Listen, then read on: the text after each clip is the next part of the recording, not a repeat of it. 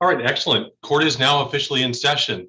This is the final round of the 2022, actually 2021 into 2022 mock trial competition. I do want to welcome you all to the final round. My name is Joe Dane. I'm a commissioner here in the Orange County Superior Court. I'm in the criminal division. Just a little bit of background. I was an attorney coach for mock trial. I never had this opportunity when I was in high school. I went to a tiny little nothing high school in nowhere, Texas, where we didn't have this.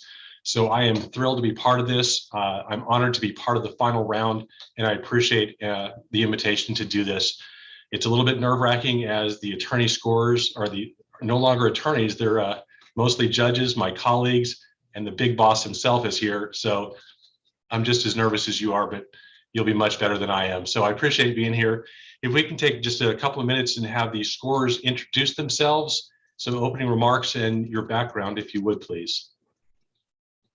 Judge Larsch. Hi, everybody. My name is Eric Larsch.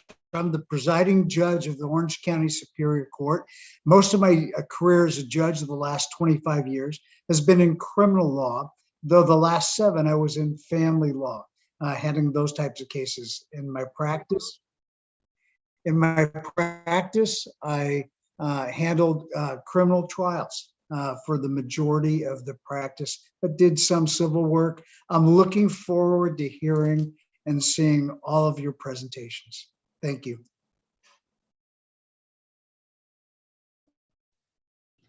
Judge Sherman. Good evening, everyone. I'm Judge Randy Sherman. I'm excited to be here tonight. I've been active in the mock trial program since 1985. I've had just about every role you can possibly think of. I was an attorney scorer. I was an attorney coach. I've been a judge for mock trial. I was chair of the mock trial committee, and I've been on the CRF board.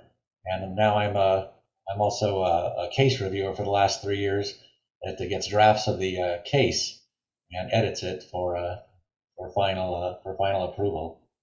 So I look forward to this matchup tonight. Good luck to everybody. Thank you. Judge Miller. Hi, good evening. I'm Linda Miller. I am a retired judge from the Orange County Superior Court, having sat for well over 30 years as a judge. I currently do private judging, alternative dispute resolution. I helped coach Woodbridge High School when my son was on the team and thereafter, and I have presided over more mock trial sessions than I probably can count over the years. I so enjoy the opportunity to be here. It's a privilege, and I really look forward to this match tonight. Thank you. Judge Apkarian. Good evening. My name is Judge Isabel Apkarian. I have been a judge for a little less than a year.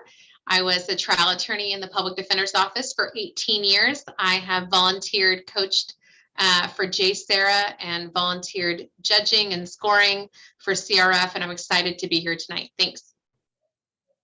And I'm meeting you for the first time. Nice to meet you, Your Honor. Judge, I apologize, Mittal. Thank you. It's Vin Mittal. Nice to meet everyone. I'm one of the newer judges, so I've only been on the bench since September. I handle child welfare cases with Judge Apkarian. I was a federal prosecutor before that. I coached mock trial for about 8 years at Seekerstrom High in Santa Ana. So I've never seen a championship round. I'm excited. I'm sure you're anxious and nervous, but hope you have a great time. Just have fun. It's a huge accomplishment to be here. Thanks, sir. Mr. Schwartz. Thank you, Your Honor. I'm Martin Schwartz. I'm the public defender of Orange County. I've been an Orange County public defender for 25 years and have practiced in most of the systems that my department touches on, including obviously the criminal justice system, the courts of appeal, probate panels, juvenile delinquency, and juvenile dependency. You know, this is always one of the highlights of my year because I get to see some really, really outstanding youth do some pretty amazing things. It's just to echo some of the previous comments.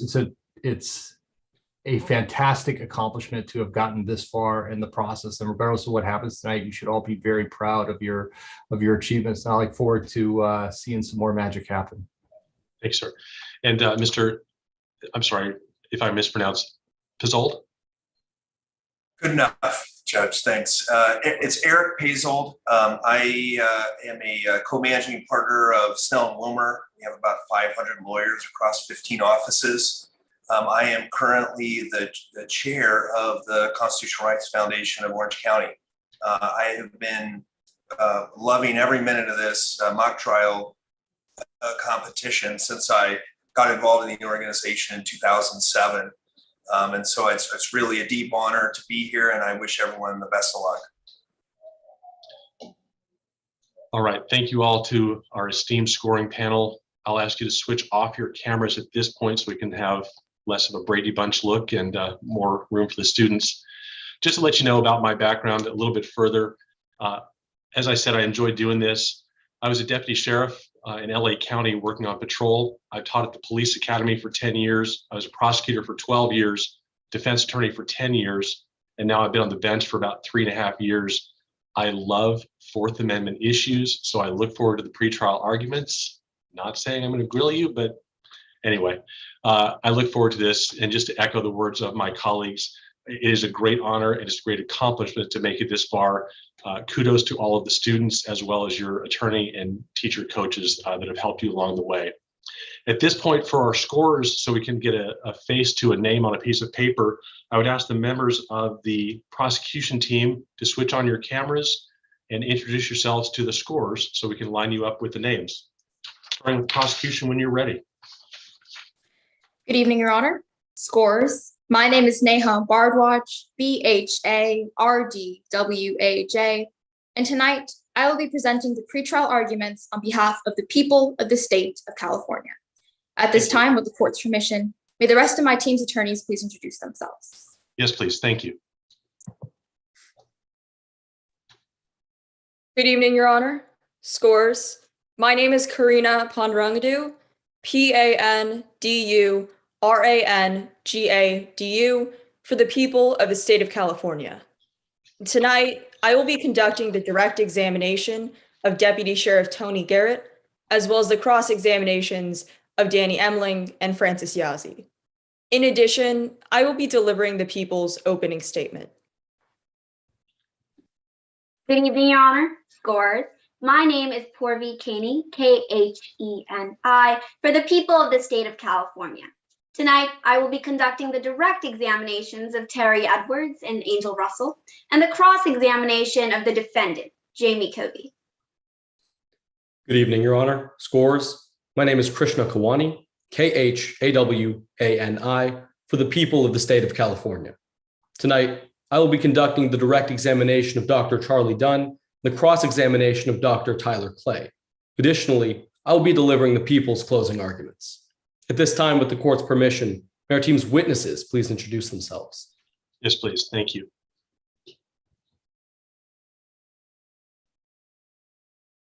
Good evening, Your Honor. Scores. My name is Aiden Christie, CHRISTIE, and tonight I am Deputy Sheriff Toni Garrett. Thank you, Mr. Christie. I'm sorry to interrupt, Mr. Christie. Just so you know, you're having a little bit of a delay there. I don't know if you can adjust anything, but there's a little bit of glitch in your voice. Just letting you know before you get called. Sorry to interrupt. Go ahead. Good evening, Your Honor. Scores. My name is Caitlin Kim, KIM, and tonight I am Terry Edwards. Good evening, Your Honor. Scores. My name is Harper Richardson, RICHARDSON, and tonight I am Angel Russell. Good evening, Your Honor. Scores. My name is Evan Cho, CHOE, and tonight I'm Dr. Charlie Dunn.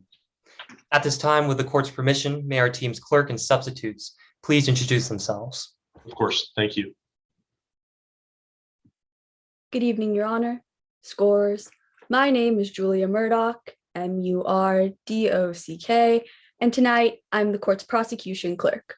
I will be giving visual and audio cues for 2 minutes, 1 minute, 30 seconds, and stop. Per the mock trial virtual rules of 2022, I will be giving these cues for the prosecution case in chief, as well as opening and closing statements. And you're familiar with the chat feature, so you and the other timekeeper can confer? Yes, Your Honor. Thank you very much. Good evening, Your Honor. Scores. My name is Simona Forster, FORSTER, And tonight, I'm a substitute for the people. Good evening, Your Honor. Scores. My name is Graham Nylen, Nylen, and tonight I'm a substitute for the people. Good evening, Your Honor. Scores. My name is Aaron Junn, Jeon, and tonight I am a substitute for the people. At this time, with the court's permission, may our team's teacher advisor and coaches please introduce themselves. Yes, please. Thank you. Good evening, Your Honor. Scorers. My name is McKenna Morris, teacher advisor for University High School. Good evening, Your Honor, and scorers. Neil LeCan, alumni coach for University High School. Good evening, Your Honor. Scorers. Sue Lee, attorney coach for University High School. This concludes the prosecution introduction. Thank you. Thank you very much to everyone. For the defense team, if you would do the same as well, introduce yourselves, your name, and your role in tonight's proceedings. Good evening, Your Honor. My name is Daisy No, and I am from the Orange County School of the Arts. Tonight, I will be arguing the pretrial motion on behalf of the defense. At this time, our trial attorneys would like to introduce themselves. Please. Good evening, Your Honor. My name is Charlotte Brandman, and tonight I will be lead trial counsel on behalf of our client, Jamie Cobey. I will be delivering the closing argument and conducting the direct examination of Jamie Cobey and the cross-examination of Deputy Sheriff Toni Garrett. Good evening, Your Honor. My name is Sasha Herthel, and tonight I am trial counsel for the defense. I will be presenting the opening statement, conducting the direct examinations of Dr. Tyler Clay and Francis Yazzie, as well as conducting the cross-examination of Dr. Charlie Dunn. Good evening, Your Honor. My name is Emily Kim, and I am trial counsel on behalf of the defense. I will be conducting the direct examination of Dani Emling and the cross-examinations of Terry Edwards and Angel Russell. At this time, our witnesses would like to introduce themselves. Yes, please. Good Thank evening, you. Your Honor. My name is Katya Miyamoto, and I will be portraying the role of Dr. Tyler Clay. Good evening, Your Honor. My name is Ciara Tadeo, and I will be portraying the role of Francis Yazzie. Good evening, Your Honor. My name is Ethan Gray, and I will be portraying the role of the defendant, Jamie Cobey. Good evening, Your Honor. My name is Caitlin Kim, and I will be portraying the role of Dani Emling. At this time, our clerk would like to introduce herself. Please. Good evening, Your Honor. My name is Elaine Lim, and I'll be assisting the court as clerk and official timekeeper. At this time, our substitutes would like to introduce themselves. Madam Clerk, you're familiar with the chat functions as well, so you can confer with the other side's timekeeper, Yes, correct? Your Honor. Thank you very much. Go ahead. Good evening, Your Honor. My name is Reagan Matting, and this evening I will serve as substitute for pretrial counsel in the case of technical difficulties. Good evening, Your Honor. My name is Emma Kay, and I will serve as substitute for all witnesses in the event of technical difficulties. At this time, our coaches would like to introduce themselves. Yes, please. Good evening, Your Honor. My name is Halim Donadina. I'm an attorney coach for OSHA. Present with me tonight are fellow attorney coaches Melissa Brandman and Ethan Fang, and teacher coach Whitney Coates. That concludes the introductions. Thank you very much.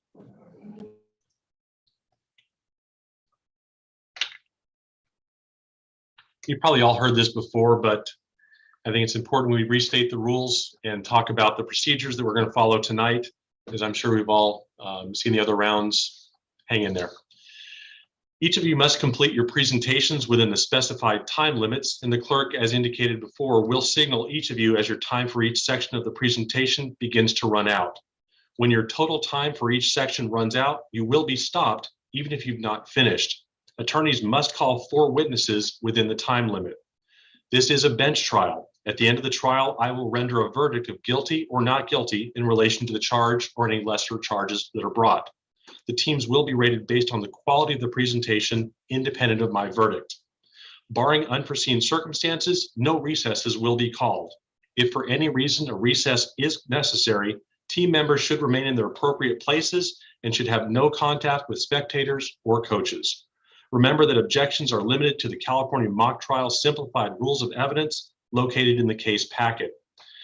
If there are no questions, we will move to the pretrial phase of the case. Are there any questions on behalf of the prosecution? No, Your Honor. Any questions at all on behalf of the defense? None, Your Honor. We will now move to the pretrial arguments. Both sides will have 4 minutes to present their arguments. This is the defense motion to suppress evidence, so the defense will begin first. I can and likely will interrupt with questions of my own for clarifying questions on the law or the facts. Any time spent answering my questions is not included in the 4-minute time limit. At the conclusion of your arguments, each side will be offered 2 minutes of rebuttal time. The rebuttal time is to be used to counter your opponent's arguments. It cannot be used to raise new issues. On behalf of the defense, since this is your motion, you are going to go first. Are you ready to proceed? Yes, Your Honor. May I proceed? When you're ready, counsel.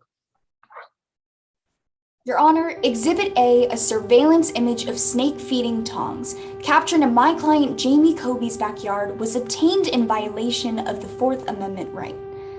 The Fourth Amendment secures our persons, papers, houses, and effects from unreasonable searches and seizures by the state. In order for there to be a violation, the defense must establish that the surveillance was intrusive of either 1, the defendant's protection of curtilage, or 2, the defendant's reasonable expectation of privacy. Tonight, the defense will prove that my client's Fourth Amendment right was violated for both of these reasons. Allow me to present the facts of the case. On October 10th, 2020, a state-of-the-art surveillance camera was placed on Smith's property and aimed directly into my client's backyard. The backyard was surrounded by a 6-foot-tall, solid fence enclosure, making the tongs not visible to the public. Surveillance persisted for over 200 days, despite direct objection from my client. The first reason why a violation occurred is that my client's backyard is protected as curtilage under the Fourth Amendment. In the case of U.S. versus Dunn, the Supreme Court establishes a 4-part test for determining curtilage, all 4 parts of which are satisfied in this case. First, I'm going to interrupt you if I can. Yes, Your Honor. For me, pretend I don't know anything about curtilage. Tell me what that is and why it applies here on what seems to be a relatively low wall that has openings in it. Your Honor, the definition of curtilage is simply an extension of one's home. In the definition of what the Fourth Amendment protects, it protects our persons, papers, houses, and effects. So curtilage would be an extension of the home and has the same amount of privacy that is owed to someone who is within their own home.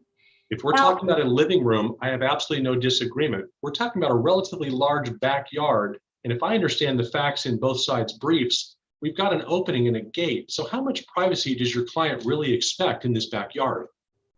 Well, Your Honor, the gate was not actually as low as presented.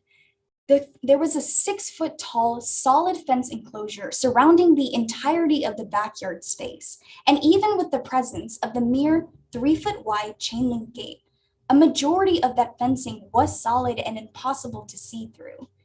However, the tongs were placed in a corner of the backyard that was still not visible through the see-through chain link gate. Someone would have to physically intrude by leaning over the gate and looking around for it in order to actually clearly see the area in which the tongs were located, showing that there is a reasonable expectation of privacy. And although it was a backyard space, it should be protected as a home. Under the Fourth Amendment, if we're asking about the reasonable expectation of privacy, I'm sitting down and you can't see me. I'm over 6 foot. I don't have to get on tiptoes or anything to see over a 6-foot wall. So how much privacy, again, does your client expect from the outside world if anyone, my height or above, can walk by and see it without any difficulty? Your Honor raises a great point. However, what distinguishes the example presented and the case at bar is duration. Your Honor, in this case, the surveillance camera was put up for 200 days, 24 hours a day, and not shut off within that amount of time. Even if someone 6 foot were to happen to passing by and have seen the snake tongs, this situation is clearly not analogous to the one we have at hand, as a 6-foot person would not be standing by the gate and staring into the backyard for this extended amount of time. In the case of Kylo versus US, the Supreme Court ruled that if technology performs a function that obtains evidence that could not have otherwise been obtained, then that is ruled to be a violation. And that is exactly what occurred in the case at hand. I'll let you officially pick up with your argument. Thank you. Thank you, Your Honor. There's a 4-part test for determining curtilage, as set in the case of US versus Dunn, and all 4 parts are satisfied in this case. First, my client's backyard was in direct proximity to his home. Second, it was included in the enclosure of his home. Third, my client used the backyard for private affairs. And finally, my client took steps to protect that space from observation. In the case of US versus Romero Bustamante, the Ninth Circuit ruled that the small, enclosed, and adjacent nature of the defendant's backyard met all 4 requirements of the curtilage test set in US versus Dunn.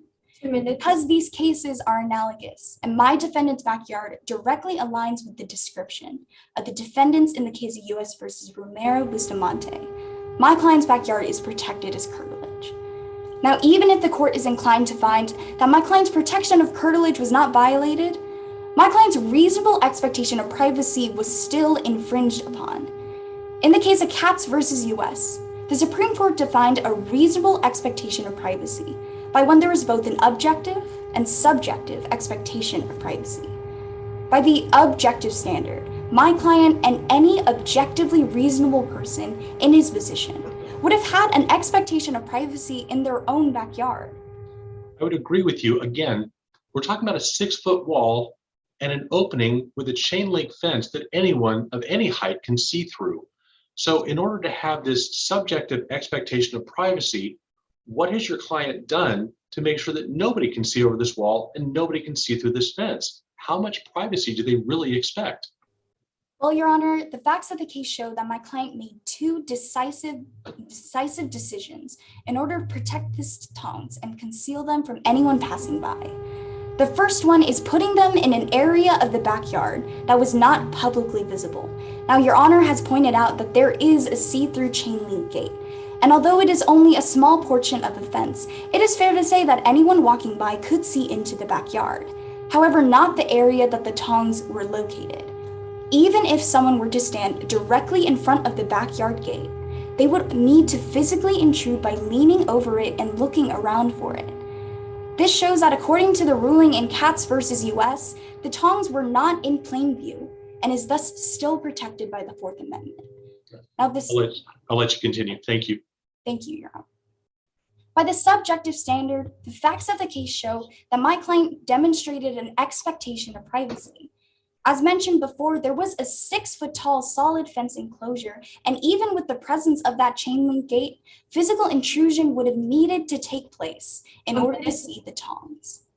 Now, Your Honor, my client also explicitly told Smith that he did not have permission to aim the camera into his backyard, and yet surveillance persisted with the state-of-the-art motion-censored camera with the ability to capture motion up to 125 feet away. I need to interrupt there. You keep saying state of the art. This is accessible to the public. You or I could walk into the store and purchase this off the shelf. Now, it might be a higher end camera, but it's not something crazy like the thermal imaging that's been discussed in other cases, is it? While it is not as intrusive as the thermal imaging device presented in the case of Kylo versus US, the standard is not how high-tech a piece of technology is. The standard for what types of technology is considered a violation depends on the function it performs. In the case of US versus not. It's a camera. It takes pictures. It looks into the backyard. We all agree there. We're not trying to peer through walls. We're not using X-ray vision. It's a camera. It may be fancy. It may be expensive, but it's still a camera. How is that overly intrusive when the cases talk about higher end and other like military grade cameras? How are you comparing these two? Well, Your Honor, in this case, even though it was a camera and it simply took photos, the function that it performed was not something that the police could have performed visually. In the case of US versus Knott's, the Supreme Court ruled that if technology is able to perform a function that the police could not have performed visually, then the use of that technology is thus a violation. This case is... But what if they put an officer to stand, who's my height, to stand there and just watch the backyard? How is that any different than a camera being put up by a civilian to look at the backyard? Your Honor, these examples are clearly distinguishable, as it is unreasonable to say that a member of law enforcement would be able to stand in the 10-foot post that the surveillance camera was placed on and stare into my client's backyard for such an extended period of time, for over 200 days. This demonstrates that the camera did actually perform a function that the police could not have performed visually and is still a violation of the Fourth Amendment. All right. Thank May you. I proceed, Your Honor? Yes. In the case of U.S. versus Jones, the Supreme Court emphasizes that the use of technology and the advancements of technology and where we are today make Fourth Amendment protection even more crucial than ever. And even more critical in an era where physical intrusion is no longer necessary for many means of surveillance. The Fourth Amendment should protect us from state-conducted 24-hour surveillance of our private property. For all the foregoing reasons, the defense respectfully requests that the court grant its motion to exclude Exhibit A from evidence, as it was a violation of my client's Fourth Amendment right. Thank you, counsel. On behalf of the people, are you ready to proceed on your arguments? Yes, Your Honor. May I begin? When you're ready. Thank you. Citizens are protected against unlawful searches and seizures. But Your Honor, this was not one of those cases. In this case, a surveillance camera owned by private citizen Eric Smith recorded footage of snake tongues and a small object in the defendant Jamie Cobey's backyard. Your Honor, Deputy Sheriff Toni Garrett's examination of this surveillance footage did not constitute an unlawful search for two main reasons. First, the defendant did not have a reasonable expectation of privacy. And second, the use of technology did not give law enforcement unreasonable access. Therefore, the people request that the defense's motion be denied. First, the defendant did not have a reasonable expectation of privacy in the backyard because it was in plain view. The Supreme Court case Katz versus United States outlines a two-part test for determining whether an area falls under Fourth Amendment protections, as already outlined by the defense counsel. The court further states that anything kept in plain view of outsiders is not protected. Now, Your Honor, with that framework in mind, let's examine the area in question here, a corner of the defendant's backyard. The backyard opens onto public land, separated in part by a 4-foot by 3-foot unlocked see-through chain link fence.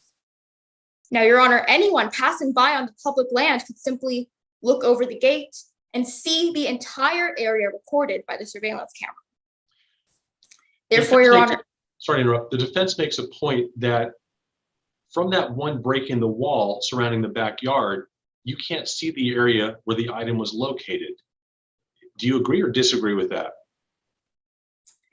Your Honor, the case packet states that if any person were to lean their head over the 4-foot tall gate and look around, then they would be able to see the area that was recorded by the camera. Not by the camera. I'm talking about if someone was to stand that far away, because a camera could be placed anywhere around the perimeter. It might have a different vantage point. But absent the camera, how much protection was around this backyard? And the only break, unless you're my height or above, is going to be that 4-foot fence. So if we're talking the vantage point from that fence, from that location, can you see the area where the item is that we're talking about? Yes, Your Honor. The case packet clearly states that if a person were to stand at that gate and lean their head over, they would be able to see the area in question. Okay, thank you. Go ahead. So therefore, Your Honor, because this area was kept in the plain view of outsiders, this was not protected under the Fourth Amendment. Second, the use of the surveillance camera did not give law enforcement unreasonable access.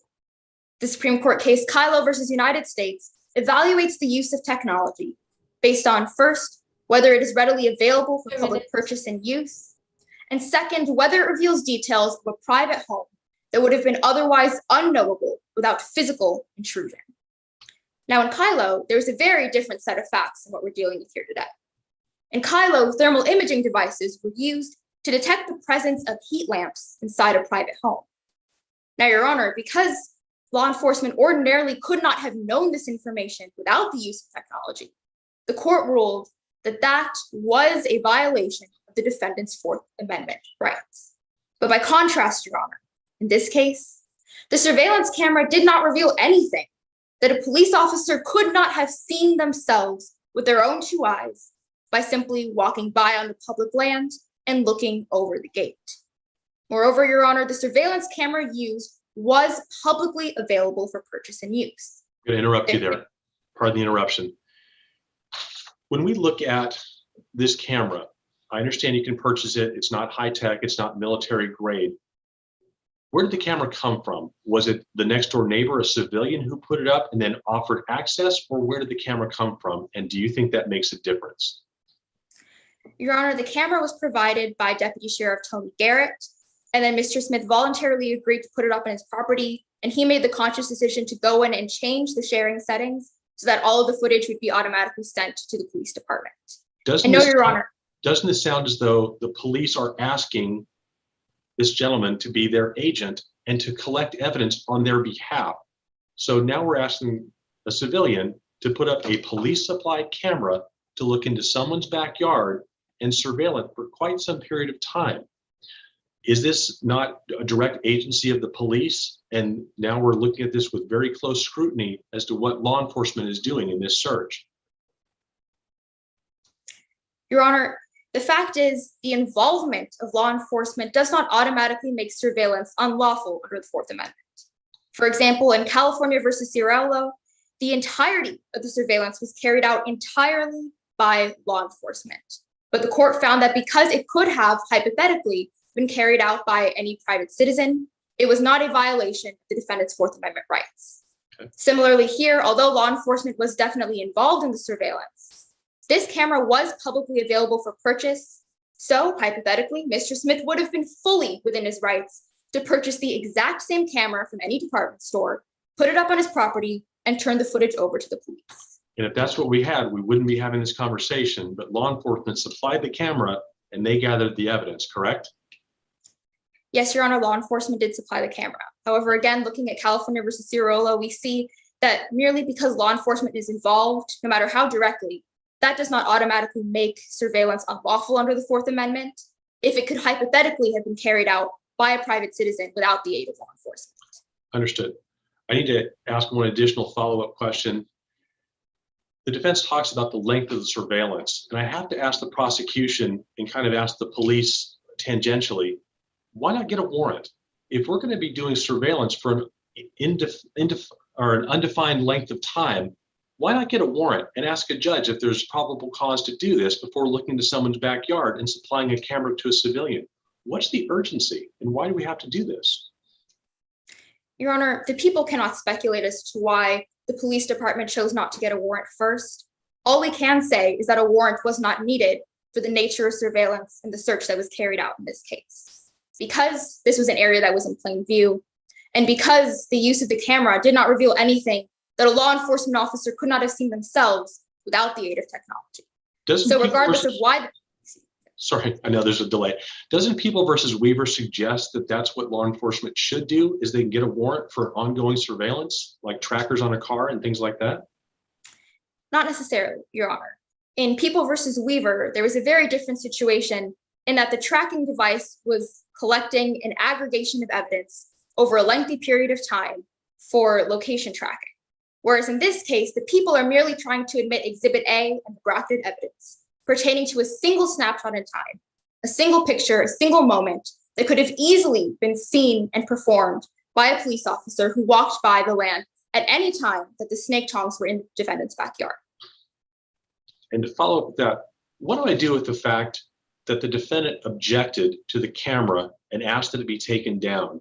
Clearly, they're not a willing participant in this, and yet the law enforcement supplied camera kept recording day after day after day after day. I know you want to boil it down to one snapshot, but we're talking about the intrusion into someone's backyard for an extended period of time by law enforcement or their agent.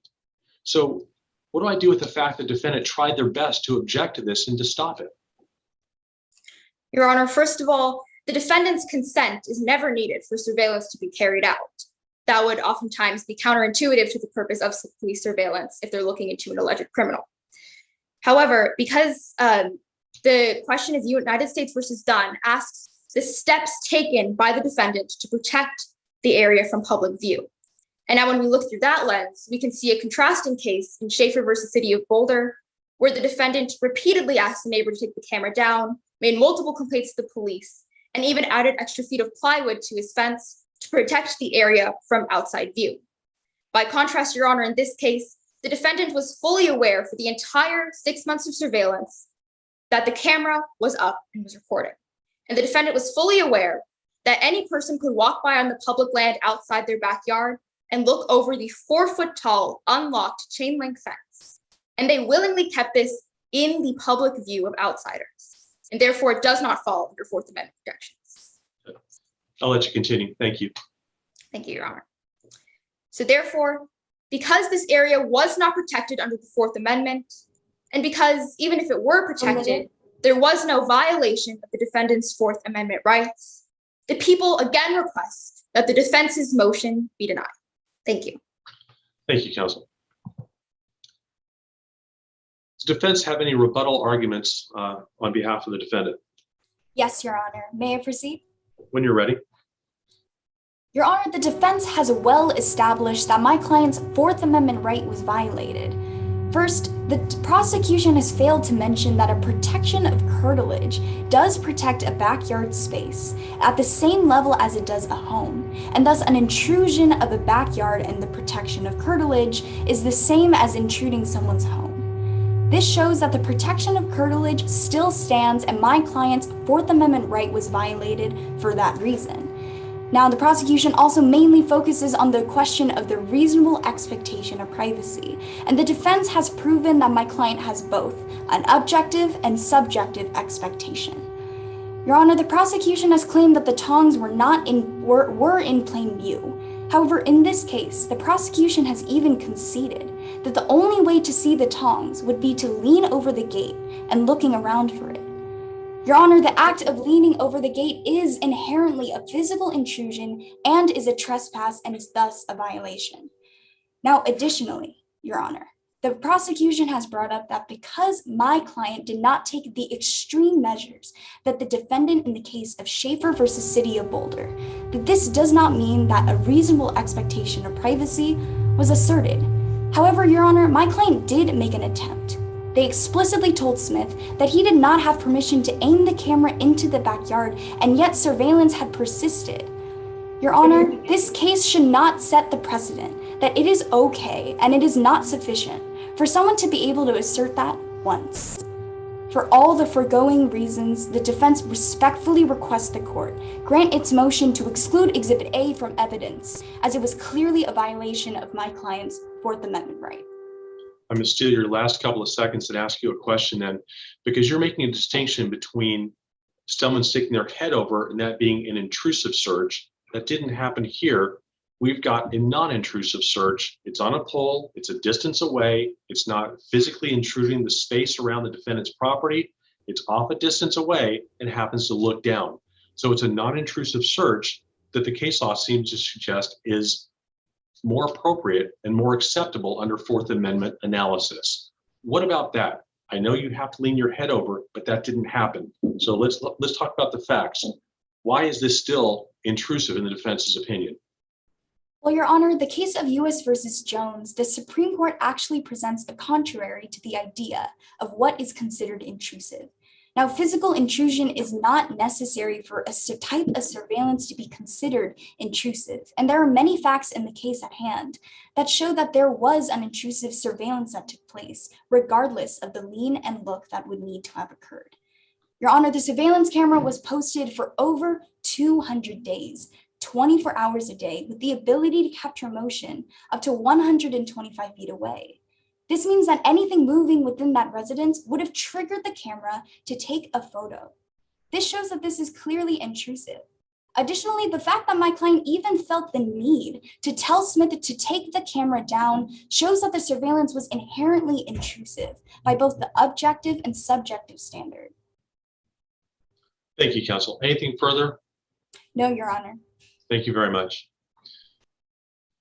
On behalf of the people, any last arguments as to the defense motion? Yes, Your Honor. May I proceed? When you're ready. Thank you. 2 points, Your Honor. First, the defense repeatedly stated throughout her principal argument, and I quote, "The backyard was enclosed entirely by a 6-foot-tall wooden fence so that no one could look inside." However, Your Honor, as we've well established, that is not exactly true. There was a crucial break in the enclosure, A 4-foot by 3-foot chain link fence that was kept unlocked at all times, that was see-through, and that opened onto public land that anyone could pass by on. Now, Your Honor, reasonably speaking, the vast majority of the adult population, particularly within the sector of law enforcement, can be assumed to be well over 4 feet tall.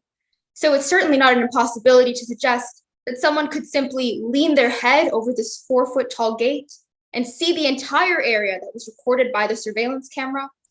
And therefore, this area was kept in plain view under the Katz versus United States standard, exempting it from Fourth Amendment protections. To interrupt briefly, where was this fence, or the gate rather, we're talking about? Is it on the front street, the side yard that was adjacent to the camera, or where was it in relation to everything? Your Honor, it was in the opposite corner from where the snake tongs were. It opened onto the back part of the enclosure on the public land.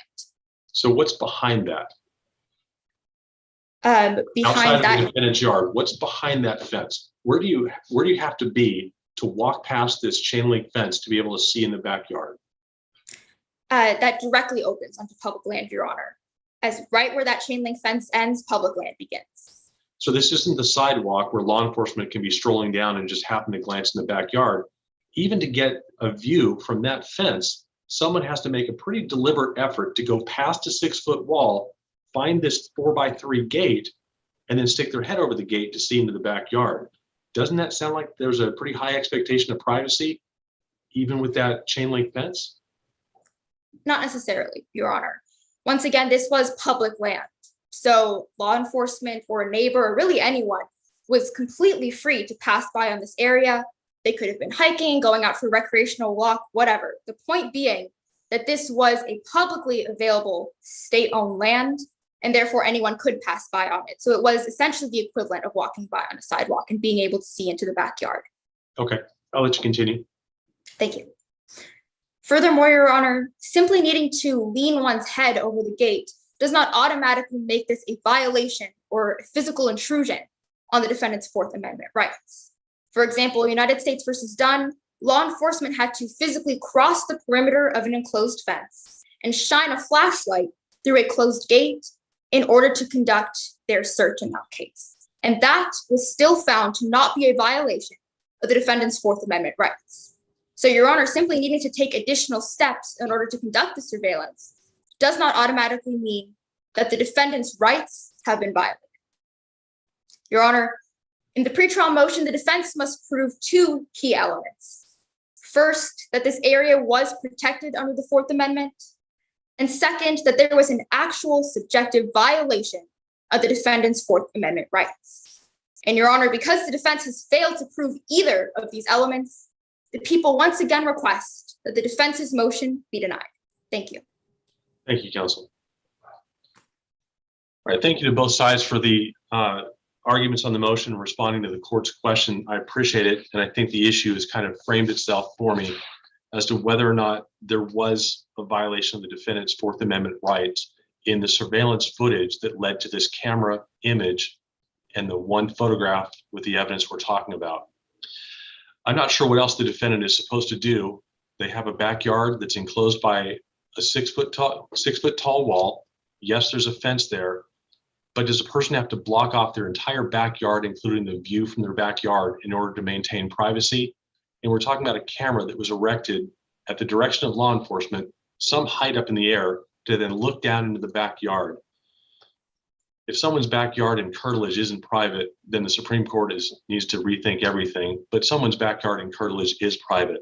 The question now is, was that camera that could be bought by anyone so intrusive that it infringes upon the defendant's Fourth Amendment rights? Based on the length of the surveillance, the location of the camera, and done at law enforcement urging, this court does find that defendant's Fourth Amendment rights were violated. That was a search, and it did violate his expectation of privacy, and therefore that image was unlawfully obtained as it was done without a search warrant and without specific probable cause in violation of the Fourth Amendment. So for those reasons, Exhibit A will be excluded from evidence. I do thank both counsel for the presentation, though. I appreciate it. Thank you, Your Honor.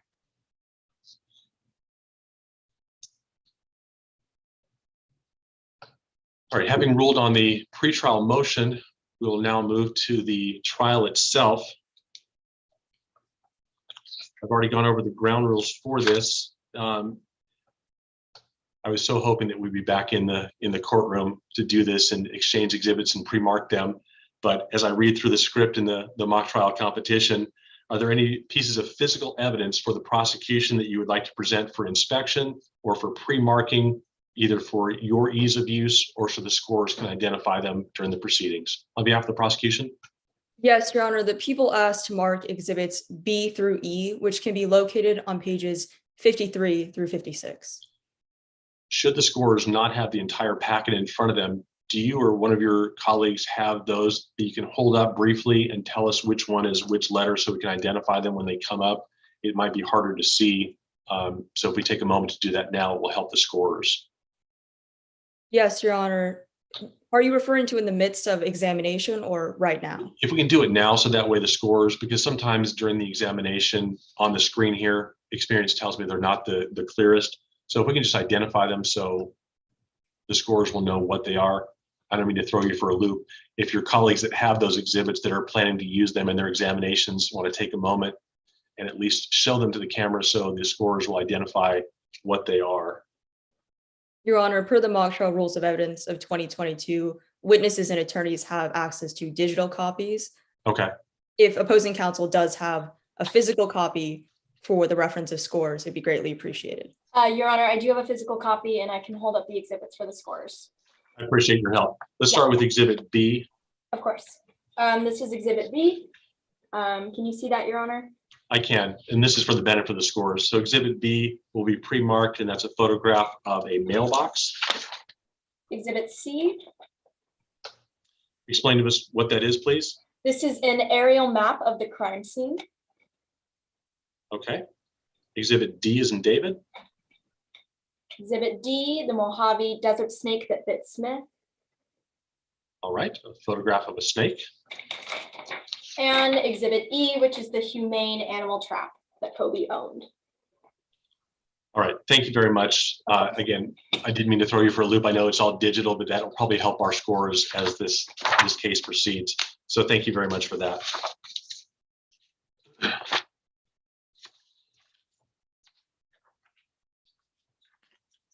Back to where I was. Right. The people of the state of California have charged the defendant, Jamie Cobey, with first-degree murder or voluntary manslaughter in the death of Eric Smith. At this time, the prosecution will be given an opportunity to present an opening statement if they choose. On behalf of the people, would you like to present an opening statement at this time? Your Honor, before we begin, the people have a few housekeeping matters to address. Certainly. Charges and stipulations can be found on page 13, and the defendant has been identified per stipulation 9. With that, the people are ready to proceed.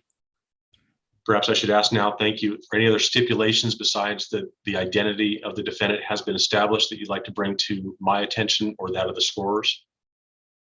Not particularly, Your Honor. Stipulations 1 through 27 can be found on page 14 and 15 in the case packet. Thank you very much. With that housekeeping out of the way, are you ready to proceed with an opening statement? Yes, Your Honor. Counsel, when you're ready. Two wrongs don't make a right. And this idea is exactly what's at the core of tonight's case. Because on April 29th, 2021, the defendant completely disregarded this fundamental standard. Around 10 years ago, the defendant moved to the desert with his mother and began living as a tenant on one of Eric Smith's properties. But over the years, the defendant and Eric Smith constantly argued. In fact, Deputy Sheriff Toni Garrett will tell you that the two hated each other. Now, Your Honor, Eric Smith was by no means a perfect landlord. He committed wrongs against the defendant. In fact, on April 22nd, the defendant's mother passed away after Eric Smith shut off their power. And while the death of the defendant's mother was tragic, it by no means justifies the defendant's bid for revenge. Terry Edwards, neighbor to both Eric Smith and the defendant, will tell you of the defendant's mother's funeral. How the defendant lashed out at Eric Smith just days before he died. That he said he was going to kill him. And so after that funeral, the defendant finally laid his trap. Your Honor, the facts will show that the defendant used his humane animal trap and snake-proof gloves to place a Mojave rattlesnake inside of Eric Smith's mailbox. In fact, line worker Angel Russell will tell you that she saw the defendant with his humane animal trap approaching Eric Smith's mailbox on the day he was bitten. And Dr. Charlie Dunn, toxicology expert, will tell you how the snake's venom directly killed Eric Smith. Your Honor, when the defendant placed that Mojave rattlesnake into that mailbox with the intent to fatally injure Eric Smith, he committed a wrong. The defendant chose to retaliate for the death of his mother through a willful, deliberate, and premeditated killing. And that's why tonight, the defendant is charged with first-degree murder. And the people will prove that the defendant is guilty of this charge beyond a reasonable doubt. Your Honor, the defendant's mother is dead. Eric Smith is dead. But the fact remains that two wrongs don't make a right. And we are here to make sure that the defendant is held accountable for his wrong. And thus, at the end of tonight's trial, my co-counsel, Mr. Kawani, will ask the court to render the only verdict supported by the evidence, finding the defendant guilty of first-degree murder. Thank you. Thank you, counsel. On behalf of the defense, do you wish to give an opening statement at this time? Yes, Your Honor. May I proceed? When you're ready, counsel. Your Honor, the state is treating this case like it's game night. They've come into this courtroom not really sure what's in the yellow clue envelope. Will it be Jamie Cobey in the front yard with a rattlesnake? Or was the rattlesnake following its own strategy all along? Tonight, you will see that the state will play with evidence like game pieces, trivially mixing and matching them in pursuit of a conviction. The evidence will also show that there were multiple suspects, each with a similar set of incriminating evidence against them. Yet Sumi will also see that tonight's investigating officer failed to attempt to rule out any of the alternatives. In a hasty attempt to win the game of Clue, he stuck with the first combination that came to mind. But this is no game for the defense. This is the real life of our client, Jamie Cobey, and his liberty is at risk. Your Honor, tonight at the end of the trial, the defense will respectfully request you find our client, Jamie Cobey, not guilty on one count of first-degree murder and one count of voluntary manslaughter. Tonight, you will hear from herpetologist Dr. Tyler Clay that not only is it common for snakes to squeeze into tight spaces like barbecues, car hoods, or yes, even mailboxes, but additionally how common it is for anybody living in the area to have knowledge of this behavior and how to safely handle it. Dr. Clay will tell us that it is perfectly normal for a desert resident to use tools such as traps, gloves, and animal tongs, a collection of game tokens anybody living in Raptor Road would be likely to own. Next, you will hear from neighbor Francis Yazzie, who has been friends with the defendant Jamie Cobey for a decade now. Yazzie will share that Jamie's actions that fateful night were nothing but routine, coming over for tea and tending to his garden in the evening. Francis Yazzie will share that after knowing Jamie for 10 years, he is not the type of person to ever hurt a soul. Your Honor, finally, you will hear from the defendant Jamie Cobey himself, that although he did not like Eric Smith, like many others living on Raptor Road, he had nothing to do with Eric Smith's death. Tonight, Your Honor, you will see that much of the prosecution's evidence against Jamie can also be used against others, leaving Jamie Cobey's fate completely to chance. In this trial, we will soon see that the state completely misplayed their hand, orchestrating this sorry game night, while the life of my client is on the line. At the end of tonight's trial, the defense will respectfully request you find our client, Jamie Cobey, not guilty on all counts. Thank you, Your Honor. Thank you, counsel. All right, at this time, I'd ask both prosecution and defense witnesses to turn on their cameras and unmute their microphones to be sworn in for these proceedings.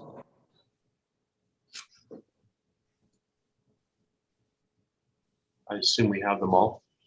Witnesses, if you raise your right hand, please. Witnesses, do you solemnly affirm that the testimony you will give in this trial will faithfully and truthfully conform to the facts and rules of the mock trial competition? If so, please respond by saying, I do. I do. I do. All have answered in the affirmative. Thank you very much. You may turn off your cameras and mute yourself back, awaiting your turn. At this time, prosecution's case may begin. People, when you're ready to call your first witness. Your Honor, the people call Deputy Sheriff Toni Garrett.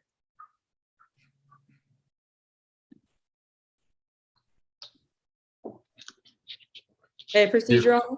When you're ready. Good evening, Deputy Garrett. Good evening. Could you please introduce yourself to the court? My name is Toni Garrett, and I've been a deputy sheriff here in Burnsley for about 20 years now. I came into this job expecting to fight crime, but for the most part, I've just been wrestling rattlesnakes and dragging people out of cacti. Deputy, do you know Jamie Cobey? Yes, I do. I've known the defendant for about 10 years. Did you know Eric Smith? Yes, I did. What was Mr. Smith like? Mr. Smith was well known in town and well respected. Now, Deputy, did you ever witness any interactions between the defendant and Mr. Smith? Yes, there were dozens of frankly childish arguments between the two. Now, Deputy, let's fast forward a little. What happened on April 30th, 2021?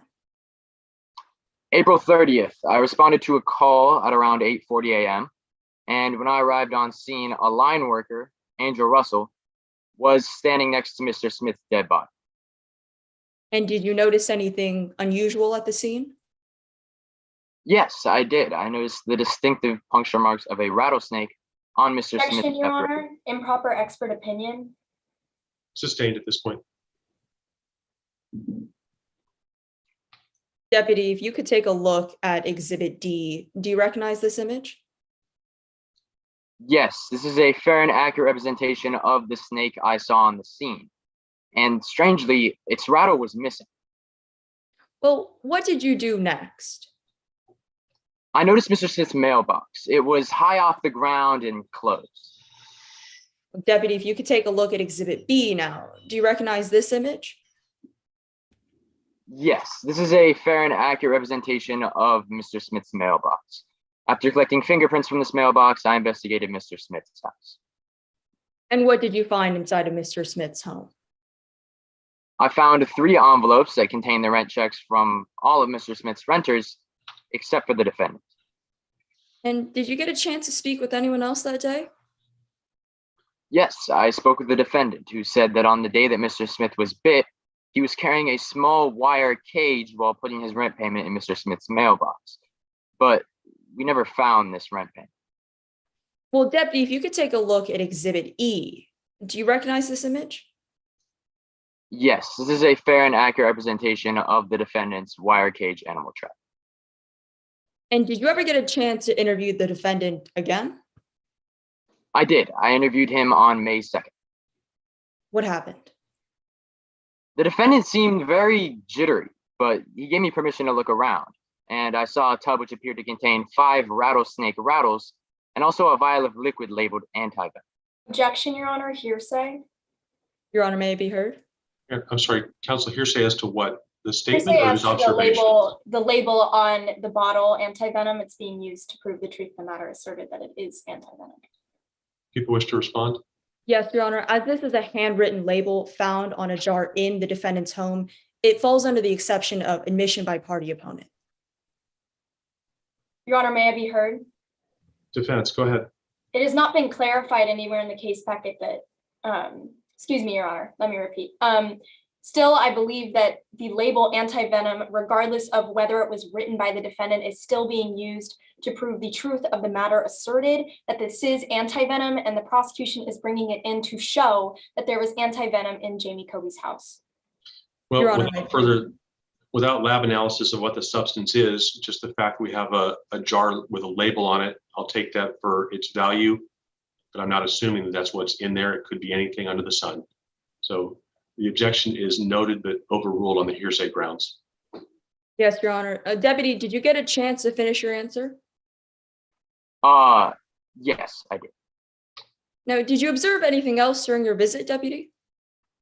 On my way out, I looked in the garage and saw a table containing various items, including animal handling gloves, snake-proof boots, a long-sleeve shirt, and a canvas gardening bag.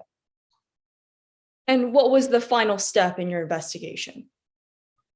On May 31st, our forensics team found the defendant's fingerprints on Mr. Smith's mailbox. I obtained a warrant for the defendant's arrest and arrested him on June 3rd, 2021. Thank you, Deputy Garrett. Your Honor, the people asked to admit exhibits B, D, and E into evidence. Any objection by the defense? No objection, Your Honor. Those will be received into evidence. Thank you. Yes, Your Honor. No further questions at this time. Cross-examination, Yes, Your Honor, may I proceed? when you're ready. Sorry, when you're ready. Yeah, thank you, Your Honor. Good evening, Deputy Garrett. Good evening. You have known Eric for the entire time you have worked for Bernsley County. Isn't that true? I have, correct. And Mr. Smith frequently called your department to complain about the defendant. Isn't that also true? Yes, there were dozens of calls between the two parties. And in one of those calls, Mr. Smith complained that Jamie had broken into his home. Yes or no? Well, he had a strong suspicion of a break-in, yes. Is that a yes, Deputy? Yes. But you found no evidence of a break-in ever happening, correct? No, just a strong suspicion. Objection, Your Honor. The witness is being non-responsive. Move to strike everything after no. Yes or no will remain. Everything else is stricken. Thank you, Your Honor. And even though you found no evidence of a break-in, you still gave Mr. Smith a state-of-the-art security camera for free. Isn't that true, Deputy? As a safety precaution, yes. And you gave it to him for free, correct? Yes. And Deputy Garrett, you never did the same favors for Jamie Cobey, did you? Objection, Your Honor. Argumentative. Sustained. May I rephrase, Your Honor? Go ahead. Next question. And Deputy Garrett, you never installed a camera at Jamie Cobey's house, correct? Objection, Your Honor. Substance is the same. Argumentative. It's phrased differently. I'll allow it. You can answer. Do you need me to re-ask the question, Deputy? Yes, please. And Deputy Garrett, you never installed a camera at Jamie Cobey's property, correct? He didn't ask for one, so we didn't provide him one. Thank you. So I want to talk about your investigation. You would agree that it's important to look into all possible leads, right? I would say so, yes. And it's important to look into all possible suspects, right? Yes, we did look Objection, at Your Honor. all. Relevance. Overruled. And when you dusted that mailbox for fingerprints, you found there were 3 sets, right? Yes, there were. One from Smith, one from Cobey, and one from Dani Emling. Isn't that true? Yes, hers were alongside Cobey's. But you only interviewed Miss Emling once, right? Yes, we did. And you ruled that she had a sufficient alibi, correct, Deputy? We ruled that there was enough evidence to rule her out as a suspect, yes. Thank you, Deputy. The alibi that you believed was enough evidence to rule her out as a suspect was that she, quote, went out of town the night of April 28th, the night before. Objection, Your Honor. Hearsay.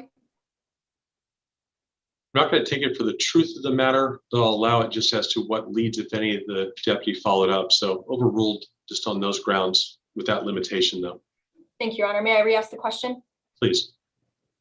The alibi that she went, quote, out of town on the night of April 28th, the day before Eric Smith was bitten. Isn't that true, Deputy? That was part of our reasoning, yes. And despite finding her fingerprints on Smith's mailbox, you never searched her home, right? No, we never searched her home. And despite never searching her house, you still ruled Miss Emling out as a suspect. Isn't that true? Based on our evidence, we did rule her out as a suspect. Thank you, Deputy. No further questions, Your Honor. Any redirect by the prosecution? No, Your Honor. May this witness be excused? Certainly. Deputy, thank you very much. Thank you. People, would you like to call your next witness? Yes, Your Honor. The people called Terry Edwards. May I proceed, Your Honor? Was logged in? Yes, when you're ready. Good evening, Miss Edwards. Good evening, Miss Caney. Could you tell us about yourself? Sure. My name is Terry Edwards. I used to be a corporate attorney, but then I moved to get away from all those snakes. It seems like I didn't get far enough, though. Where did you move to, Miss Edwards? I moved to Burnsley County about 10 years ago. Did you know Eric Smith? Yes, Eric lived just down the road from me. He and I were friends. And do you know Jamie Cobey? Yes, I was there when Jamie and his mom moved in. Miss Edwards, was the defendant a respectful neighbor? I wouldn't want him to be my tenant. Let's just put it that way. Jamie, he could be a real pain, and he wasn't the easiest person to get along with. Where were you on the afternoon of April 28th, Miss Edwards? I attended Mrs. Cobey's funeral. I wanted to offer my condolences to Jamie and put aside our differences for the day. And what happened at the funeral? Things were calm at first, but then after a few minutes, I heard some yelling. When I went to check it out, I saw Jamie lashing out at Eric. What happened next? Jamie, he was furious, and I even saw him clench a fist. I was concerned the argument would escalate, so I stepped in and suggested they separate. Did they? They did. That was the last time I saw Eric. Miss Edwards, did you speak to the defendant after the funeral? Yes. I was concerned about Jamie, so I drove over to his place later that evening. And what did the defendant say? Jamie screamed, "I'm going to kill him." Objection, Your Honor, hearsay. Your Honor, may I be heard? Yes. You know, while the statements that Miss Edwards will testify to are out-of-court statements, they fall under the exception of admission by party opponent. Defense, any response? Objection is overruled. Miss Edwards, what did the defendant say? Like I was saying, Jamie screamed, "I'm going to kill him." And then he said he had to finish something important. Miss Edwards, what was the defendant doing while you were talking to him? Jamie was gardening. And what time was this at? This was the evening, around dusk. Miss Edwards, in your experience, how common are snakes in Burnsley County at this time? Snakes are most active at dusk. Thank you, Miss Edwards. No further questions, Your Honor. Cross-examination. Yes, Your Honor, may I proceed? When you're ready. Good evening, Miss Edwards. Good evening, Miss Kim. How are you today? Good, how are you? I'm doing well. Thank you for asking. You know, it's been a while since I've been in the Miss Edwards, let's continue on with my line of questioning. You aren't a big fan of Mr. Cobey, correct? Jamie could be a pain at times. And you believed, once again, that he was a real pain, true? At times, Jamie could be, yes. Now, Miss Edwards, you yourself have not had the best interactions with Mr. Cobey either. Isn't this true? No. However, in contrast to your relationship with Mr. Cobey, you were friends with Eric Smith, right? Eric and I were neighbors, and yeah, we were friends. And you've known him for a long time, correct? Yes, we have. And Miss Edwards, you also lived near Eric Smith before he passed, true? Yes. Yet even as his friend, you would say that Eric Smith wasn't the easiest to get along with, correct? Yeah, Eric wasn't at times. And isn't it true that in your own words, you would say that Eric would go over the line? He could sometimes. And at Mr. Cobey's mother's funeral, Miss Edwards, isn't it also true that Mr. Smith showed up uninvited? Yes. Now, Miss Edwards, you last saw Mr. Cobey on April 28th, the day of his mother's funeral, correct? That's correct. And you personally were not at Mr. Smith's mailbox after the funeral. Isn't this true?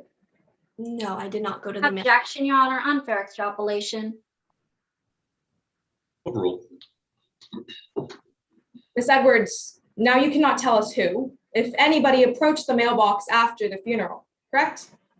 No, because I didn't go to the mailbox. And Miss Edwards, you were not with Miss Dani Emling that night either, correct? Not to my knowledge, no. Meaning you cannot tell us her whereabouts the evening of Mr. Cobey's mother's funeral on April 28th. Isn't this correct? My witness statement doesn't go beyond my interaction I had But no. that evening. Objection, Your Honor. Opposing counsel is being argumentative. Let her finish her answer. I think we heard the response that she was not able to answer that as facts beyond the scope of the witness statement, perhaps. The point's made. Next question, please. Miss Edwards, isn't it true that you did not drop off your rent check the night of April 28th? Again, my witness statement doesn't go beyond the interaction I had with Jamie on the evening of April 28th. Therefore, Miss Edwards, you would not know who dropped off their rent check on April 28th, correct? I can't testify to who dropped off their rent. Objection, Your Honor. The question calls for speculation. Sustained. Miss Edwards, you personally witnessed Mr. Smith and Mr. Cobey get into a heated argument, correct? Yes, Jamie was furious. And you saw Mr. Smith argue back. Isn't this also correct? Yes, they were both going at it with each other. And it's also true that Mr. Smith would often argue with other tenants and neighbors, correct? Sometimes, yeah. Thank you. No further questions, Your Honor. Thank you. Any redirect of this witness? No, Your Honor. May this witness be excused? Yes. Thank you, Ms. Edwards. Any further witnesses on behalf of the people? Yes, Your Honor. The people call Angel Russell. May I proceed, Your Honor? And when you're ready. Good evening, Ms. Russell. Good evening, Ms. Caney. Could you tell us a little bit about yourself? Sure, I'm Angel Russell. I've been working in Burnsley for 15 years now. A 9-to-5 job trapped in a cubicle really wasn't my thing. So I decided to try the most adventurous job I could find, line working. Did you know Eric Smith? Yeah, I'd seen him around town before. And where were you on April 29th, Ms. Russell? I was on Raptor Road all day, doing what I do 5 days a week, working on the power lines. I have to say, it was a particularly unusual day. Why was that? Well, at the start of my day, someone was walking towards mailbox 46601, carrying a wired metal cage and a bulky bag. Did you recognize the person you saw, Ms. Russell? Yeah, I did. I knew he was Jamie Cobey. And did you know whose mailbox it was? Yeah, it was Eric Smith's. Ms. Russell, can you walk us through what you observed that day? I saw Jamie next to Eric's mailbox. And being the naturally friendly person I am, I waved, but he didn't wave back, so I guess he didn't see me. What happened after you saw the defendant? For the next couple of hours, I was busy working. I didn't see anybody else around. Ms. Russell, did you see anything else that day? Yeah. Eric reached into his mailbox and started screaming. He was shaking his wrist, trying to get off what looked like a snake. So I immediately ran down to see if I could help.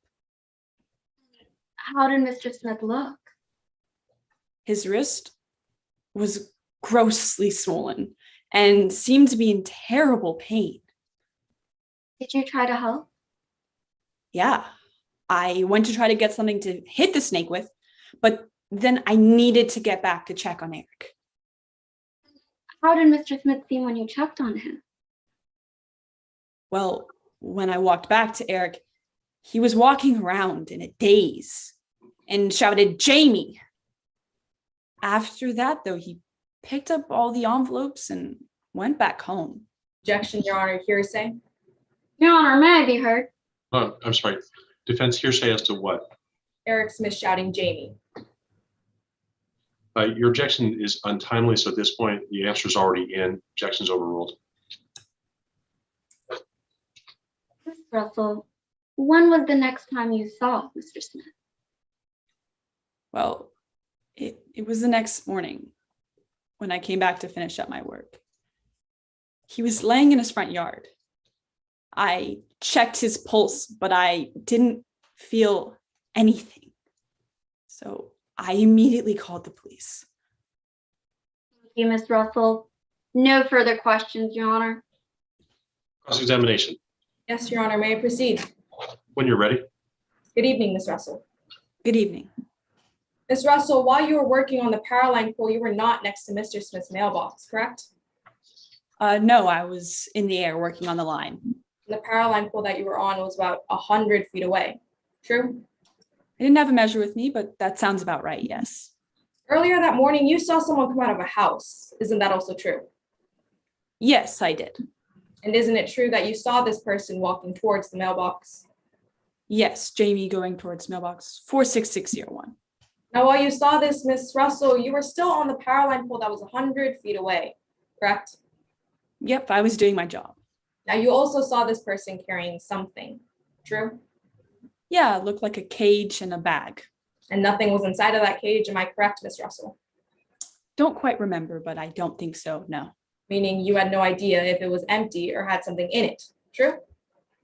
Well, I was a bit busy with my work, but no, I don't think so. And Ms. Russell, you never saw that person take anything out of that cage or reach inside, correct? No, I just saw Jamie next to the mailbox. And you never saw anyone put anything in the mailbox either. Isn't this also correct? Again, I was working, so no. And Ms. Russell, just to clarify, you weren't working before your designated hours, true? Objection, Your Honor, unfair extrapolation. I rely on counsel as to whether or not this is within the witness's scope. On behalf of defense, do you believe that it is? Your Honor, yes, it is. And the specific question again was what, please? You weren't working before your designated hours. Are her work hours stated in the Yes, Your Honor. fact pattern? Yes. And the time of her observations in the fact pattern as well? Yes, it is, Your Honor. Objection is overruled then. Go ahead. Ms. Russell, you weren't working before your designated hours, correct? I got there just after 8:30, so. And just to clarify, you were working on the days of April 29th and April 30th, true? Yes, I was. Meaning you can't tell us what happened the night of April 28th, true? I was working on Raptor Road on the 29th and the 30th. And Ms. Russell, you weren't with Miss Dani Emling that night either, correct? No, I was just doing my job on the power lines. Meaning you cannot tell us her whereabouts the evening of April 28th. Isn't this true? I was on Raptor Road the 29th and the 30th, working on the power lines. Thank you. No further questions, Your Honor. Any redirect of your witness? No, Your Honor. May this witness be excused? Yes. Thank you Thank you, much, Your Honor. Ms. Russell. Any further witnesses or evidence on behalf of the prosecution? Yes, Your Honor. The people call Dr. Charlie Dunn. We have defense counsel and the witness. Counsel, when you're ready to proceed. Thank you, Your Honor. Good evening, Dr. Dunn. Good evening, Mr. Kwani. Doctor, could you please introduce yourself to the court? Well, my name is Dr. Charlie Dunn, and I'm currently serving as the Chief Medical Examiner for Burnsley County. As a desert resident, I take a particular interest in venomous and poisonous animals. And could you describe your credentials? Of course. I received my bachelor's degree in biology in 2001 and completed medical school in 2005 at the University of Central California. Additionally, I completed my residency in clinical toxicology in 2009 and my fellowship in forensic toxicology in 2010. Doctor, how did you become involved in this case? Well, I conducted the autopsy of Eric Smith and found 2 puncture wounds on the left wrist, which indicated to me that the victim suffered a snake bite. Did you also examine the snake that inflicted that wound? Yes, I did. Dr. Dunn, do you recognize Exhibit D? Well, let's take a look at that exhibit. I do. This is a fair and accurate representation of the snake I examined, which also bit the victim. And what did you notice in your examination of that snake? Well, I recognized the snake to be a Mojave rattlesnake, but it was unusually missing its rattle. Now, snakes can lose their rattles out in nature, although it takes a good amount of force. Now, Dr. Dunn, what do you know about the Mojave rattlesnake? These types of snakes are known to cause paralysis, swelling, and hemorrhaging as a result of the poisonous neurotoxins and hemotoxins that enter the bloodstream. In addition, the venom from the Mojave rattlesnake is 16 times more potent than that of some of its other rattlesnake cousins. Now, in this case, doctor, where was the snake found? The victim's mailbox. Did you find that unusual? Well, yes, actually. It's quite rare for snakes to squeeze into tight spaces, such as mailboxes, because they prefer to seek more easily accessible and cool areas. Could you elaborate, Dr. Dunn? Yes, well, I've seen reptile specialists and park rangers use humane animal traps to dump snakes into tight spaces, such as the mailbox in this case. Well, doctor, do you recognize Exhibit E? I do. This is a fair and accurate representation of the humane animal trap in the defendant's possession. Going back to the autopsy, Dr. Dunn, was there anything else you examined in this case besides the wound? Well, yes, I also examined the victim's internal organs. What did you find in that analysis? I found that the kidneys exhibited acute tubular necrosis, and there was also epicardial hemorrhaging present in the heart. In most cases, both of these conditions happen as a direct result of the bite. What does that mean? Well, based on the autopsy, it's my professional opinion that Eric Smith was killed as a direct result of a venomous snake bite, regardless of any underlying health conditions. Without access to the antivenom, the bite was definitively lethal. Thank you, Dr. Dunn. Your Honor, I have no further questions. Thank you, counsel. Cross-examination. Yes, Your Honor. May I proceed? Yes, when you're ready. Good evening, Dr. Dunn. Good evening. I'd first like to confirm the connection that you had to this case. You are testifying here today as the Chief Medical Examiner of Bernsley County, correct? That would be correct, yes. Dr. Dunn, the scientific name for the study of snakes is herpetology. You do not have a degree in herpetology, correct? I don't have a degree in herpetology, I'm afraid, but I do specialize in snakes and venomous animals. But it was only during your one-year fellowship in forensic toxicology that you even became familiar with venomous and poisonous animals on a level of expertise, correct, Doctor? Objection, Your Honor. This question calls for an unfair extrapolation. Overruled. Could you repeat the question, counsel? Yes. It was only during your one-year fellowship in forensic toxicology that you even became familiar with venomous and poisonous animals to the degree of expertise, correct? Well, not quite. As you mentioned earlier, I served as the Chief Medical Examiner for Bernsley County. Objection, Your Honor, non-responsive. I am simply looking for a yes or no. Understood. I think he should be allowed to explain his expertise since you opened that door. So the objection is overruled. You can continue. Right. So as Chief Medical Examiner, I've actually had years of experience working in Bernsley County. And Dr. Dunn, you are also a resident of the desert yourself, true? That's correct. I'm quite familiar with the terrain. But directing your attention to your review of Deputy Garrett's findings, you agree that the snake was found inside a mailbox, correct? To the best of my knowledge, yes. And as a desert resident, you would also agree that snakes are known to squeeze into tight spaces like a mailbox? Well, actually, counsel, that's a common misconception. So you're here testifying that it is actually not possible for a snake to squeeze into a tight space like a mailbox, Doctor? That's not what I'm saying, counsel. It's possible, perhaps, but quite unlikely. So that's a yes to my question, right? Could you repeat the question one more time for clarification? Yes. As a desert resident, you would agree with the fact that it is possible, for it is known that snakes are likely to squeeze into a tight space like a mailbox? Generally speaking, incorrectly known, yes. But it is possible, correct? Well, that would require some speculation on my part, but I suppose so. I'll move on, Doctor. Based on your studies regarding a snake's rattle, you would say that a rattle could come off without someone deliberately removing it, true? Correct, though it would require a great degree of force. And it is true, doctor, that you were not an eyewitness to Eric Smith getting bit by the snake, correct? Objection, Your Honor. Relevance? May I be heard, Your Honor? Yes, what's the relevance? He did the autopsy. I'm laying the foundation that although this expert witness can testify to snake behavior, he in fact cannot testify to the specifics of the rattlesnake in this case, as he was not present for the snake bite. Your Honor, may I be heard? Yes. Your Honor, Dr. Dunn has elicited no testimony specific to the rattle in this case. He's talked generally about snake rattles and snake anatomy, and therefore this question is relevant. Agreed. Objections sustained. Dr. Dunn, as the chief medical examiner of Brinsley County, you performed the autopsy on the body of Eric Smith, yes? That would be correct. And you determined that Eric Smith was killed by the snake bite, true? Directly by the snake venom, that would be correct, counsel. But doctor, the results of this autopsy cannot tell us anything about how the snake got in the mailbox. Am I correct, doctor? Objection, Your Honor. Relevance? May I be heard, Your Honor? No, it's overruled. You can answer. Well, I'm afraid the autopsy does not extend to that part of the case. Thank you, Your Honor. No further questions at this time. Thank you. Any redirect? Briefly, Your Honor, may I proceed? Yes, when you're ready. Dr. Dunn, would it be reasonable to say that the snake entered Eric Smith's mailbox naturally? No, it would be quite unreasonable, Mr. Kwani. It's quite a rare sight to see that in nature. And doctor, would it be reasonable to say that the snake's rattle came off due to natural means? No, I believe a human tool was most likely used. Thank you, Dr. Dunn. Your Honor, I have no further questions. May this witness be excused? Yes. Thank you, doctor. You're free to go. Thank you, Your Honor. Your Honor, at this time, the people rest. People have rested. Thank you very much.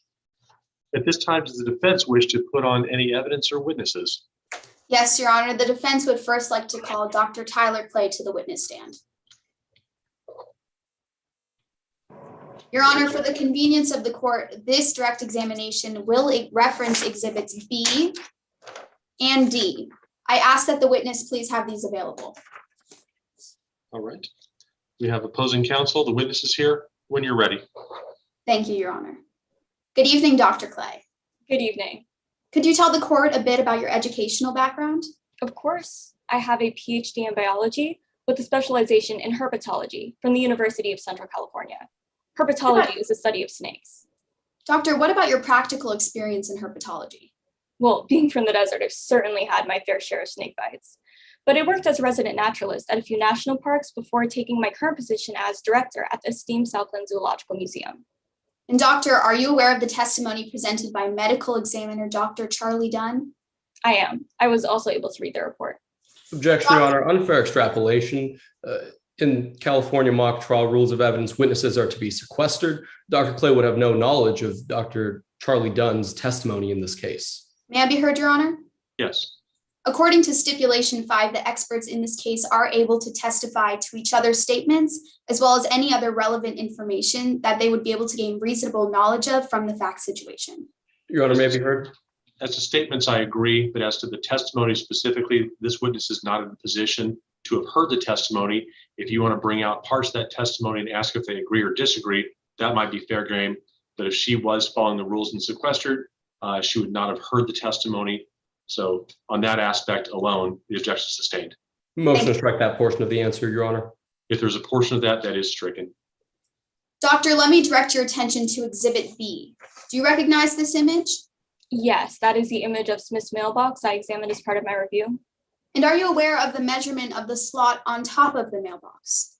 I believe it was measured to be about 1 3/4 inches wide and 6 inches long. Objection, Your Honor. Lack of foundation as to how that measurement was acquired.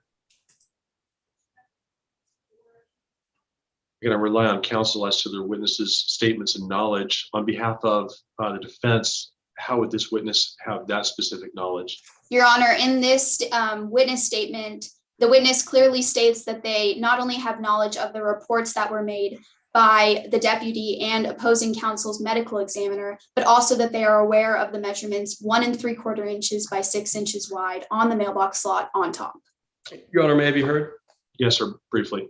Your Honor, again, this direct examination lacks foundation as to how Dr. Clay was made aware of those facts. it goes towards her ultimate opinion as an expert witness. So for those reasons, the objection is overruled. Doctor, let me direct your attention to Exhibit D. Do you recognize this image? Yes, that is the Mojave rattlesnake I examined. And are you aware of the measurements of this snake? Yes, the snake is 2 feet long and 2 inches wide at its widest point. So in your professional opinion, doctor, could a snake with a 2-inch widest point be able to fit into a mailbox slot with a 1 3/4 inch opening? Well, they would be more than capable because unlike humans, snakes don't have rigid bone structures and they can actually squeeze into openings smaller than themselves. Now, did you notice anything else about the snake in the image? It was missing its rattle. Could you explain to me how a snake might be missing its rattle in the wild? Well, snakes shed their skin frequently and they do so by scraping against rocks. The rattles can easily come off in the process. It's kind of like when you're taking off your sweatshirt and your mask is still on, it pops right off. It happens all the time. Objection, Your Honor. More prejudicial than probative as to the analogy that was used may be heard. I think it's a fairly common everyday occurrence outside of a witness's expert, but I think it illustrates her point. So objection's overruled. Yes, Your Honor. The answer will remain. Did you get a chance to complete your answer, Dr. Clay? Yes, I did. So Dr. Clay, in your experience, is there any special way to handle a rattlesnake due to this behavior? Yes, while these snakes are really not known to be overly aggressive, they should still be handled with a great deal of precaution and care. What do you mean by precaution and care? Well, I recommend the use of items such as bite-resistant gloves and cages as they really are the only way to ensure some amount of safety when handling a rattlesnake in these circumstances. And as a resident of the desert yourself, do you own these tools? Yes, I do, as anyone in the desert should. So in your experience, does it require any knowledge, any expertise on snakes to have knowledge of these tools? Hardly. Someone with a basic knowledge of snakes, the kind usually acquired by living in the desert, would likely know to use tools like gloves and carriers, especially because during the day, snakes do tend to hide in dark, cool places, so you have to be careful. Objection, Your Honor. Speculation. As to what part, sir? As to anybody with a reasonable knowledge of snakes knowing this specific information. May I be heard, Your Honor? Yes. Based on the foundation that I have laid that not only is this witness an expert in herpetology or the study of the behavior of snakes, but also the foundation that I have laid that this expert is a resident of the desert herself, she would have knowledge of what is likely to be owned in a regular community of the desert like she used to live in. Your Honor, may be heard.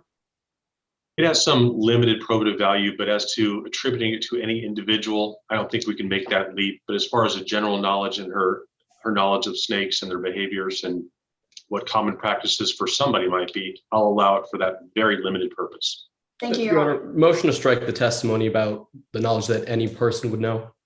Again, it's admitted for a very limited purpose. Yes, Your Honor. Dr. Clay, could you tell me more about these desired hiding spots? Of course, snakes are quite skilled at squeezing into small hiding places. In the desert, you can find them just about anywhere. I found snakes in barbecue appliances, patio furniture, under car hoods, and yes, even in a few mailboxes. Now, Dr. Clay, please consider the facts of the following hypothetical situation. Suppose a Mojave rattlesnake that's 2 inches wide, it lost its rattle in the wild. It was rubbing against something or squeezing against something hard. Now, on one spring morning, that snake made its way up a mailbox with a 1 3/4 inch opening, squeezed through that slot, and waited there until someone opened the mailbox, which caused the snake to bite them on the arm. Now, would these hypothetical facts be consistent with your understanding of Mojave rattlesnake behavior in the desert? Objection, Your Honor. This question calls for speculation. Defense wish to be heard? Your Honor, I do not believe this is speculation, as again, I have laid the foundation that Dr. Clay is an expert in herpetology and does have the expertise to testify to this hypothetical situation. Your Honor, may be heard? Yes, sir. Your Honor, opposing counsel went out outlining an entirely hypothetical situation and asking Dr. Clay to give a definitive conclusion on that. Your Honor, that is the definition of speculation. It's a hypothetical, and an expert witness is allowed to listen to a hypothetical set of facts and give their opinion about it. It's not conclusive as to what happened, but they can certainly offer their opinion about it based on their expertise. If you think that hypothetical gives facts that are incorrect or would lead to a different conclusion, that's fair game on cross-examination. But as to the hypothetical facts given, she can render an opinion. So respectfully, your objection is overruled. Yes, Your Honor. Dr. Clay, do you believe that the facts of the hypothetical I presented are consistent with your understanding of Mojave rattlesnake behavior in the desert? Absolutely.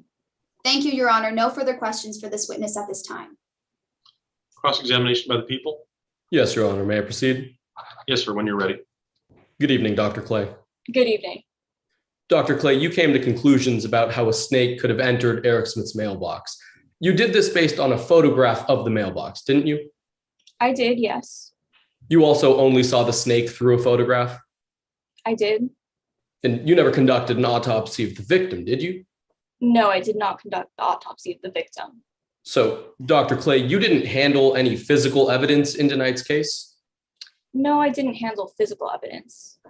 Now, the Mojave rattlesnake is the most venomous snake native to North America. Isn't that true? Yes, it is. Its bites are deadly, aren't they? Sometimes, yes. Well, those deaths are rare because people typically don't waste time getting medical attention. Isn't that true? That's true. Dr. Clay, in this case, didn't Angel Russell waste time by trying to suck out the venom? Objection, Your Honor. Relevance? What is Your the Honor, may I be relevance heard? of this? Yes, sir. Your Honor, Angel Russell sucking out the venom and therefore wasting time, in Dr. Clay's opinion, goes directly towards the testimony in this case from Dr. Dunn, which outlines the way in which the snake venom most likely caused the death of Eric Smith as compared to any other extraneous factors. Whether or not the victim attempted to intervene in their own self-care, how is that relevant to these proceedings as to the manner and cause of death? Yes, Your Honor. Opposing counsel and Dr. Clay have elicited testimony. Additionally, in the case packet, based off of Dr. Clay's witness statement, that antivenom and deaths from these snakes, both combined, are relatively rare. And due to that fact, Your Honor, the people find it necessary to elicit testimony that in this case, Eric Smith's death was not out of the ordinary for the given circumstances, and therefore the natural and probable consequences of the act were death, which is directly related to the CalCrim of 521. May I be heard, Your Honor? Yes. I do not believe that whether or not Angel Russell sucked the venom out of the victim's wound is relevant, as it is not going to prove or disprove a material fact in the case. Between Dr. Clay and Dr. Charlie Dunn, they both agreed that the victim died from snake bite. Whether or not the venom was sucked out is completely irrelevant to the cause of death and Jamie Cobey's guilt in this situation. Your Honor, may I be heard? No, I think I've heard from both sides adequately. I understand your position, but at this point, we're not expecting the victim to have, or anyone to have to intervene and try and resuscitate. It's not a medical malpractice suit where we're talking about causation. We've got an agreed upon cause of death from a snake bite. Question is, how did that happen?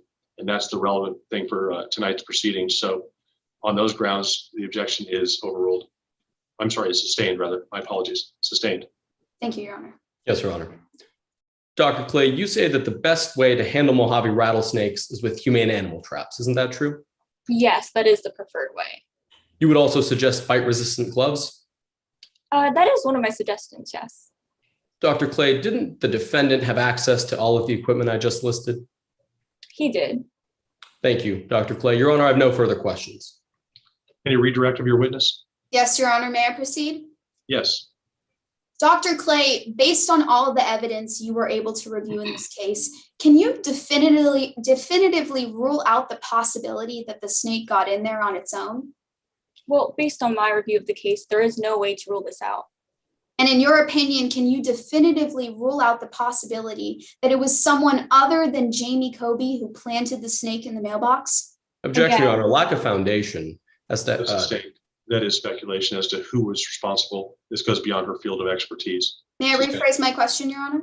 Next question, whatever it may be. Dr. Clay, in your opinion, can your review of tonight's materials definitively confirm who was at the mailbox on the occasion of Eric Smith's death? Well, based on my review, no. Thank you, Your Honor. No further questions at this time. All right. May this witness be excused. Yes, Your Honor. Thank you. Thank you, Dr. Clay. Any additional witnesses on behalf of the defense? Yes, Your Honor. The people would like to call Francis Yazzie to the witness stand.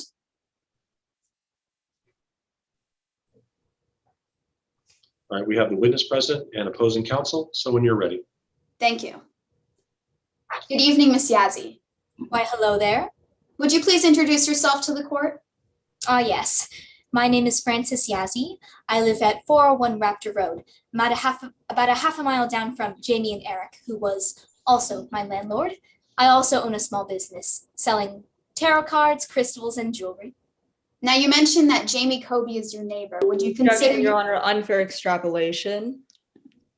As to, Eric Smith being Frances Yazzie's landlord. I'm sorry, as to, Eric Smith being Frances Yazzie's landlord. is that part of the witness? Your Honor, I believe I asked this witness whether or not Jamie Cobey was the neighbor. Is opposing counsel referring to my previous question? Yes, Your Honor, my apologies. My apologies, my Zoom was having a delay. The witness testified that she was also a tenant of Eric Smith. She is not. Okay, I'm sorry, because of the timing of the objection.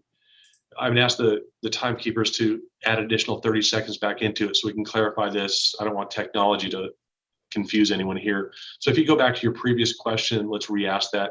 On behalf of the prosecution, do you think you have a delay now or are you good? I'm good now, Your Honor. Thank you. All right, and both timekeepers have added 30 seconds for this confusion. So I appreciate it. Defense, go ahead with your previous question. Let's backtrack and fix this. Yes, Your Honor. Frances Yazzie, could you please introduce yourself to the court? Of course. My name is Frances Yazzie. I live at 401 Raptor Road, about a half a mile down from Jamie and Eric, who was also my landlord. Objection, Your Honor. Unfair extrapolation. Frances Yazzie is not a tenant of Eric Smith. All right, again, May I be heard, Your Honor? I rely on counsel as the witness statements. Do you believe it's contained within this witness's statements that they were a tenant? Yes, I do believe so, as they were living on the same street, about only a half a mile down from Jamie and Eric.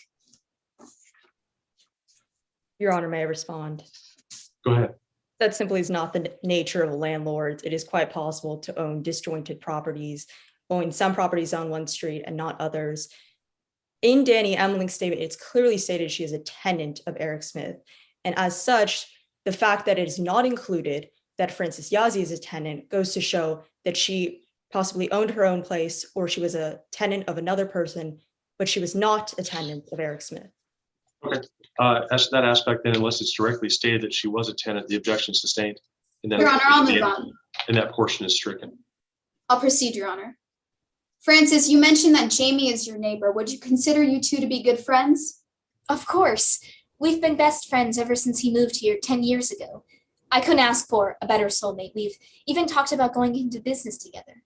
How often would you see each other? During the pandemic, sweet Jamie would come over frequently at around 4 after his mom had been taken care of. And what did you do together? Well, Jamie would come over to relax with a cup of my famous herbal tea, as well as help me with my own succulent garden. He was a very patient teacher. Now, Frances, I have to ask you, were you aware of Jamie's mother's medical condition? Yes, she was on an oxygen tank. It didn't look very good. I offered my own home as sanctuary, especially because Eric had been turning off their electricity. Did Jamie take you up on that offer? Although he appreciated it, he was very devoted to caring for his mother and didn't want them to be separated. Now, looking back on April 28th of 2021, did you see Jamie Cobey that day? Yes, this was the evening of Jamie's mom's funeral, and afterwards I suggested that he come back to my house for a cup of tea. What did you do when you got there? Well, Jamie seemed pretty aggravated leaving the funeral. Objection, Your Honor. Lack of personal knowledge. May I be heard, Your Honor? Yes. I've laid the foundation that as a friend of Jamie and Frances Yazzie would have knowledge of this, and I believe this is rationally based on the witness's perceptions of Jamie's demeanor and following the events of the day, including the funeral. Your Honor, may I be heard? As I understand the question, it was as to direct observations. If she was present when he left the funeral, that's one thing.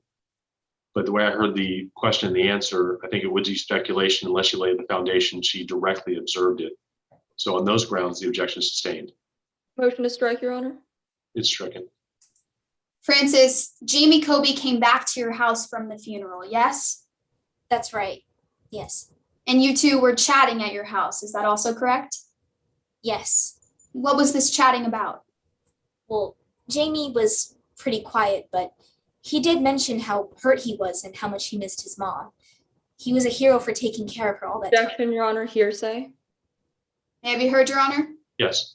This falls under the exception of the then existing state of mind of the defendant. As to that, it's the objection is overruled for that limited person as to the state of mind at that moment. Yes, Your Honor. Francis, did you get an opportunity to finish your answer? I believe so. Now, Francis, did Jamie leave your house that night? Yes, after about an hour or so, he said that he was exhausted after the day he had had and went back home to garden, something that he does every evening. Objection, Your Honor, lack of personal knowledge. Spence, wish to be heard? Yes. Again, this is rationally based on the witness's perception of her friend of over a decade, Jamie Cobey. I have laid the foundation that they were together and that Francis would have knowledge of Jamie Cobey and his behaviors. Your Honor may be heard. But though, as to the answer that it was done every day or almost every day, I think that's a bit of speculation. They may be friends and knowledge of their activities, but as to an ongoing basis, the objection is sustained and that portion. May I be heard, Your Honor? The objection sustained and that portion is stricken. Francis, did you see Jamie after that? No, I didn't see him for a few days, but I did hear about his arrest. I was really shocked. Why were you shocked? Objection, Your Honor, relevance. What is the relevance of her reaction? Your Honor, this is relevant as it is going to show the state of mind of the defendant in regards to his motive and his emotional state after the funeral and his behavior of going home to garden after this regular occurrence of coming over to her house and then leaving to tend to his garden. But your question was, what was this witness's reaction to hearing about the arrest? And that doesn't go towards that. It goes towards her state of mind, which I don't see the relevance. May I be heard? Yes. By Francis Yazzie showing that she was shocked, acknowledges that in her community, she strongly believes that Jamie Cobey is not the type of person who would do something like this, showing the relation and honestly, Jamie Cobey's reputation in the community. Your Honor, may I be heard? Doesn't that cross the line into character evidence then? Again, it's her reaction, her thoughts.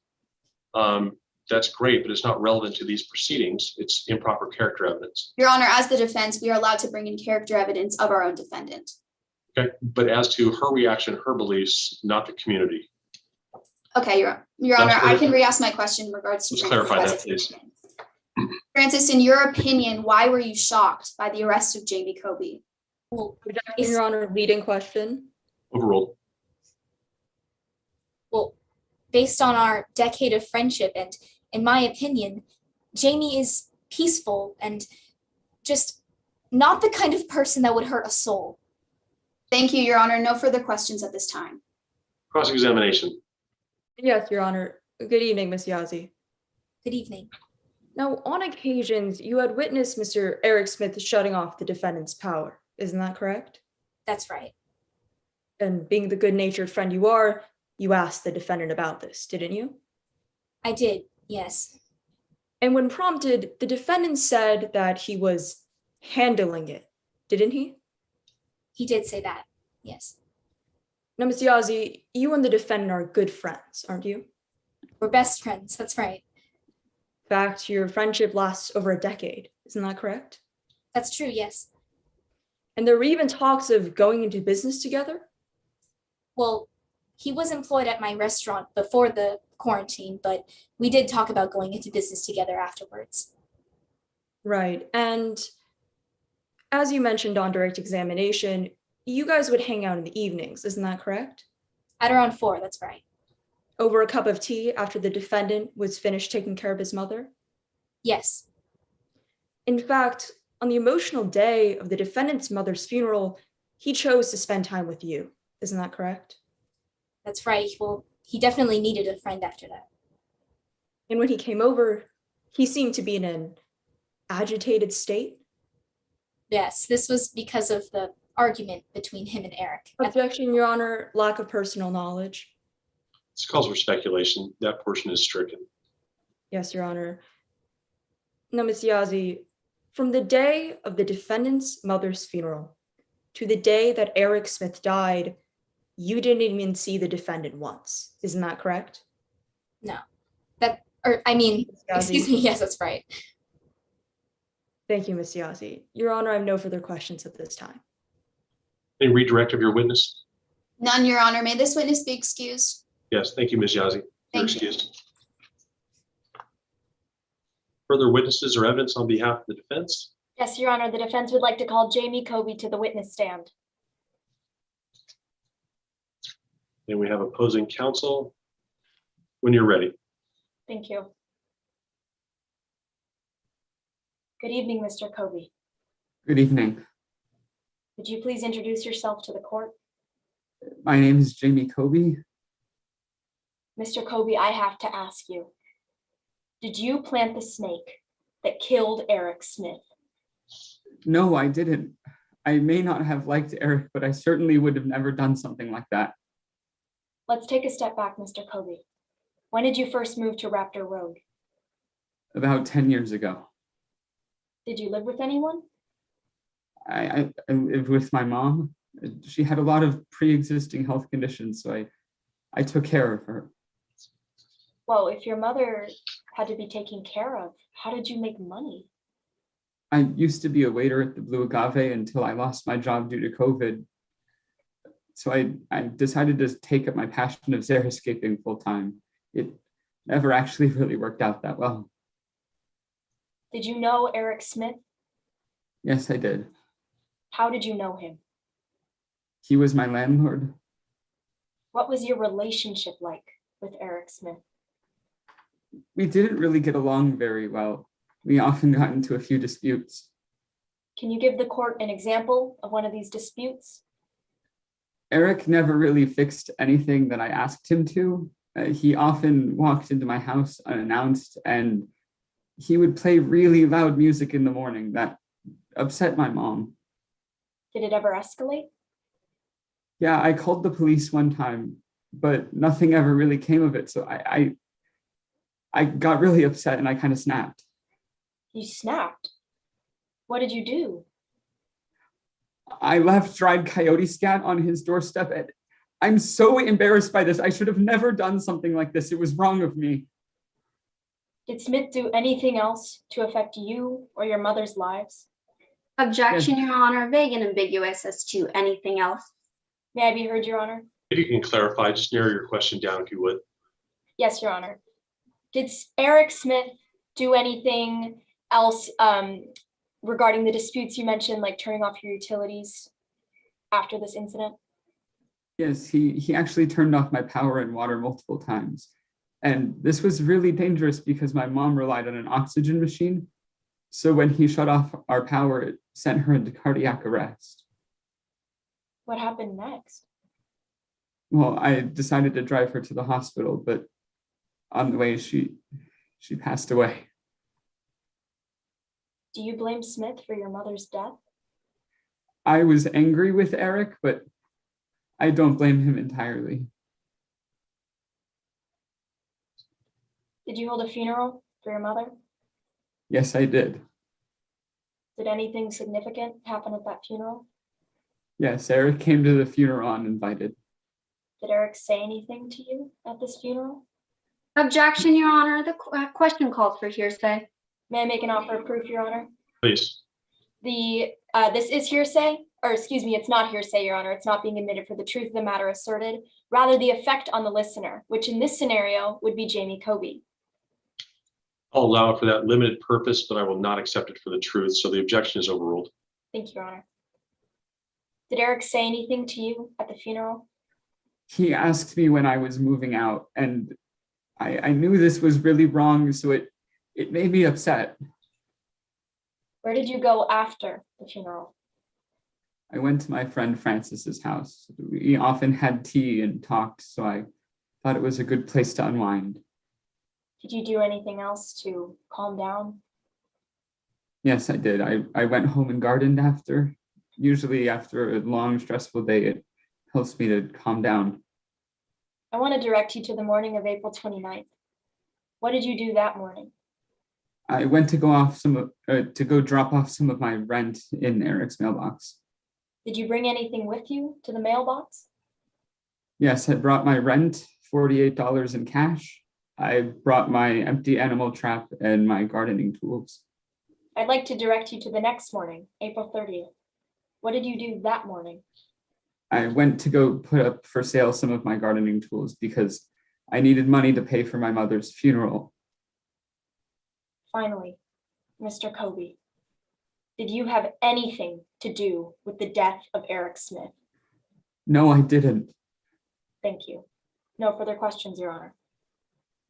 Cross-examination. Yes, Your Honor. May I proceed? When you're ready, counsel. Good evening, Mr. Cobey. Good evening. Mr. Cobey, your mother passed away on April 22nd, correct? Yes, she did. And you hosted a funeral for your mother on April 28th? Yes, I did. Now, Mr. Cobey, you were quite angry at your mother's funeral, weren't you? Well, Eric had asked me when I was moving out, which landlords aren't supposed to do. So that's a yes to my question, Mr. Cobey. You were quite angry at your mother's funeral? Yes, he had made me pretty upset. And you had a very heated argument with Mr. Smith, didn't you? I believe so. I mean, I got really upset with him and I said a few things which I didn't quite mean. Thank you, Mr. Cobey. Now, you don't remember everything you said to Mr. Smith, do you? No, I don't. But you do remember accusing him of killing your mother.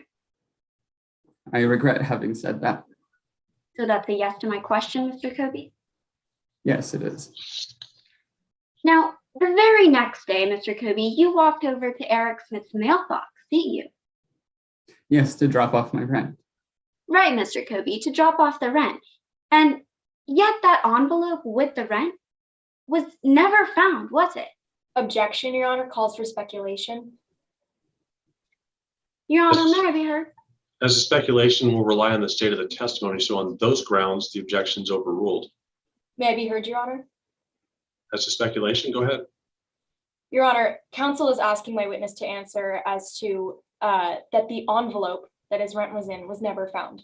At this point, counsel has laid no foundation that my witness would know anything about the whereabouts of his rent check.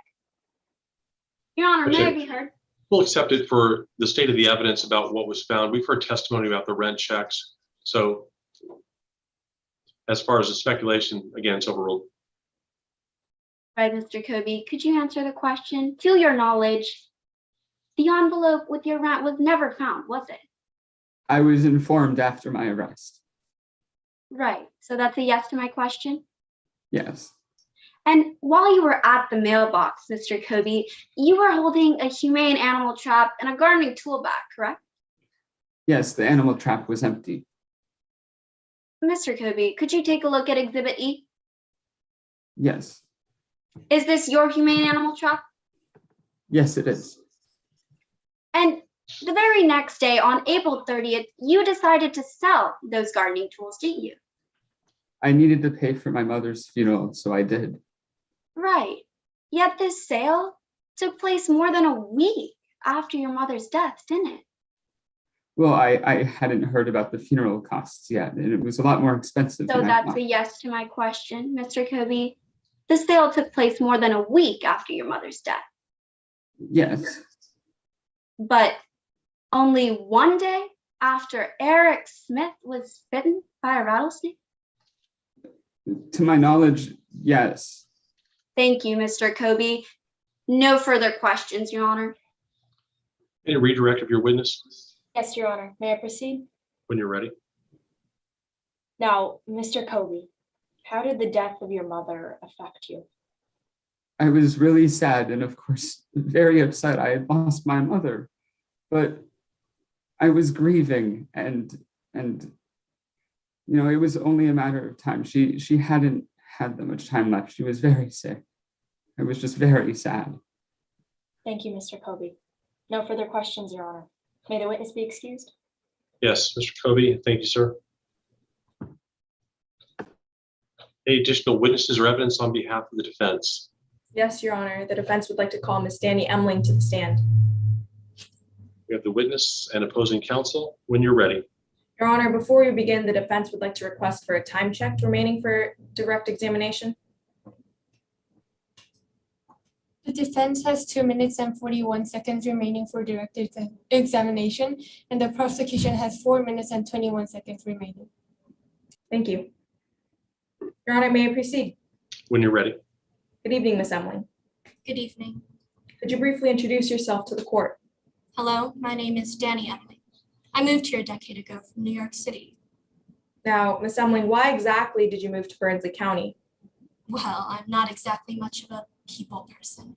I really just can't stand people who tell me what I can and can't do. And if you've been to New York, you know that people just can't keep their opinions to themselves. Ms. Emling, what do you do for a living? I run a convenience store in town. At your convenience store, what are some of the items that you sell? I sell items that would be of great value to residents that are living in the desert. And did everyone have access to these items? Yes. Objection, Your Honor. I'm sorry, there's an objection. Speculation, Your Honor. Your Honor, may I be heard? Yes. Your Honor, this is not speculation because Ms. Emling has not restricted anyone from her convenience store. And if she had, it would be included within her witness statement. However, due to the lack of mention of that statement, it is reasonable inference that Ms. Emling has not restricted anyone from coming to her convenience store. Your Honor, may be heard. Briefly, go ahead. The way the question and the answer was framed elicited testimony that no one was restricted from any of the items that Ms. Emling holds in her store, whether through purchasing it from her store or other means. She cannot speak to such a broad conclusion. I heard the question and I'll accept it as such that she was asked about people have access to those items in her store. As far as the rest of the world, it's irrelevant, but as far as this witness in her store, I'll allow it for that purpose. Ms. Emling, how do you know the defendant, Jamie Cobey? We both used to be tenants and neighbors of Mr. Smith, our landlord. And did you know Mr. Smith? Once again, he was my landlord and neighbor. What type of person was Mr. Smith? Forgive me for speaking frankly, but Mr. Smith was a petty tyrant. He would always offer critical Objection, Your Honor, improper character evidence. Your Honor, may I be heard? Please. Your Honor, we are not using Ms. Emling's statement to show our particular character trait of Mr. Eric Smith. It is simply to prove that Ms. Emling personally had a dislike towards Mr. Smith. What's the relevance of her dislike? She's not on trial for anything. Your Honor, this is relevant because as the evidence has shown and will show, Ms. Emling is a possible suspect that the police have failed to rule out. Her personal dislike towards Mr. Smith makes it more likely and possible that she was the one who could have committed this murder, not Jamie Cobey. Your Honor, may I be heard? Yes, Your Honor. I would like to remind the court that per mock trial rules of evidence 3.4F, witnesses cannot be treated as hostile witnesses as this is a mock trial. In addition, any testimony about the victim's character, whether it is through the opinion of Ms. Emling or other such forms, is character evidence and thus cannot be allowed in court tonight. The objection as to this form of question is sustained. Her dislike and the character is inadmissible here. So sustained, and any answer that came out is stricken. Ms. Emling, are you aware if Mr. Smith would shut off Mr. Cobey's utilities? Oh yes, I was well aware that Mr. Smith was doing this. That is how Mr. Cobey's mother died. Him and Jamie got into a big argument about that at the funeral. Now, are you aware about how Mr. Smith died? Oh yes, that old snake died from a rattlesnake bite the day after the funeral. A bit of poetic justice, if you ask me. Ms. Emling, where were you? Your Honor, relevance. Sorry, there may be a delay as well, but there wasn't anything pending when you objected. What are you objecting to? The poetic justice add-on. So it's a bit much, but its answer's already in. It'll remain. Ms. Emling, where were you on April 29th, the day Mr. Smith got bit by a rattlesnake? I was out of town, far away from Burnsley County. I was in another county entirely, actually, visiting family for a few weeks. I told the sheriff that too. Now, the day Mr. Smith was bitten, did you ever visit his mailbox? No, not at all. Actually, I did drop off my check for it before I left. And Ms. Emling, did you ever touch that mailbox? No, not at all. Why would I need to do that if I was only dropping off my check for it in the slot on top of the mailbox? I did not touch the mailbox at all. And if you're implying that I had anything. Objection, Your Honor, narrative. Sustained. I can move on. Ms. Emling, did you have anything to do with Mr. Smith's death?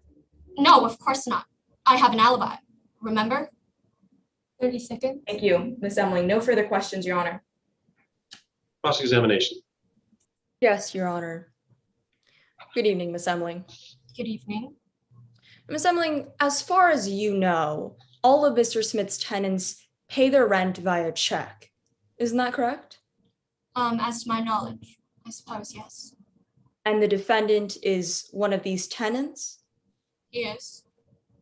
And you would deposit these checks into the mailbox. Is that correct? That's how it works, yes. Now, Ms. Emling, the defendant had a temper, wouldn't you say? I most certainly would say. He could get angry. Definitely very angry. And the defendant and Mr. Smith, they had several arguments, didn't they? Yes, many arguments. Even the sheriff was involved, yes. Right. The sheriff got involved on numerous occasions, correct? Yes, you're most certainly correct, yes. And the defendant went as far as to leaving animal waste on his landlord's doorstep? Yes, absolutely ridiculous. And you heard the defendant yelling at Eric Smith at his mother's funeral? Yes, I did. Very vulgar, yes. Now, Miss Emling, you're aware that your fingerprints were found alongside the defendant's on Eric Smith's mailbox. Isn't that correct? Yes, I suppose that's, yeah. And you paid your rent that month in that mailbox. Is that correct? Yes, my rent was never late, never. Well, Miss Emling, you were out of town during that time. Isn't that correct? Yes, I was far away, nowhere near Brinsley County at all, actually. And you didn't fight with Mr. Smith too often. Isn't that correct? Yes, that's correct. It's not like we were enemies or anything like that, no. But Eric Smith would shut off your power at times too? Sometimes, but it's no big deal. It almost never happened. My rent was never late. Objection, Your Honor. The witness is being non-responsive. These are yes or no questions. She did answer. So the answer will remain. Your next question, please. Yes, Your Honor. Now, Ms. Emling, even with these conditions, you fought with your landlord. He would oftentimes shut off your power. You still thought Raptor Road was a great place to live. Isn't that correct? Yes, when things. Thank you, Ms. Emling. Your Honor, I have no further questions at this time. Thank you. Any redirect? No redirect for this witness, Your Honor. May this witness be excused. Yes, Your Honor. Thank you, Ms. Emily.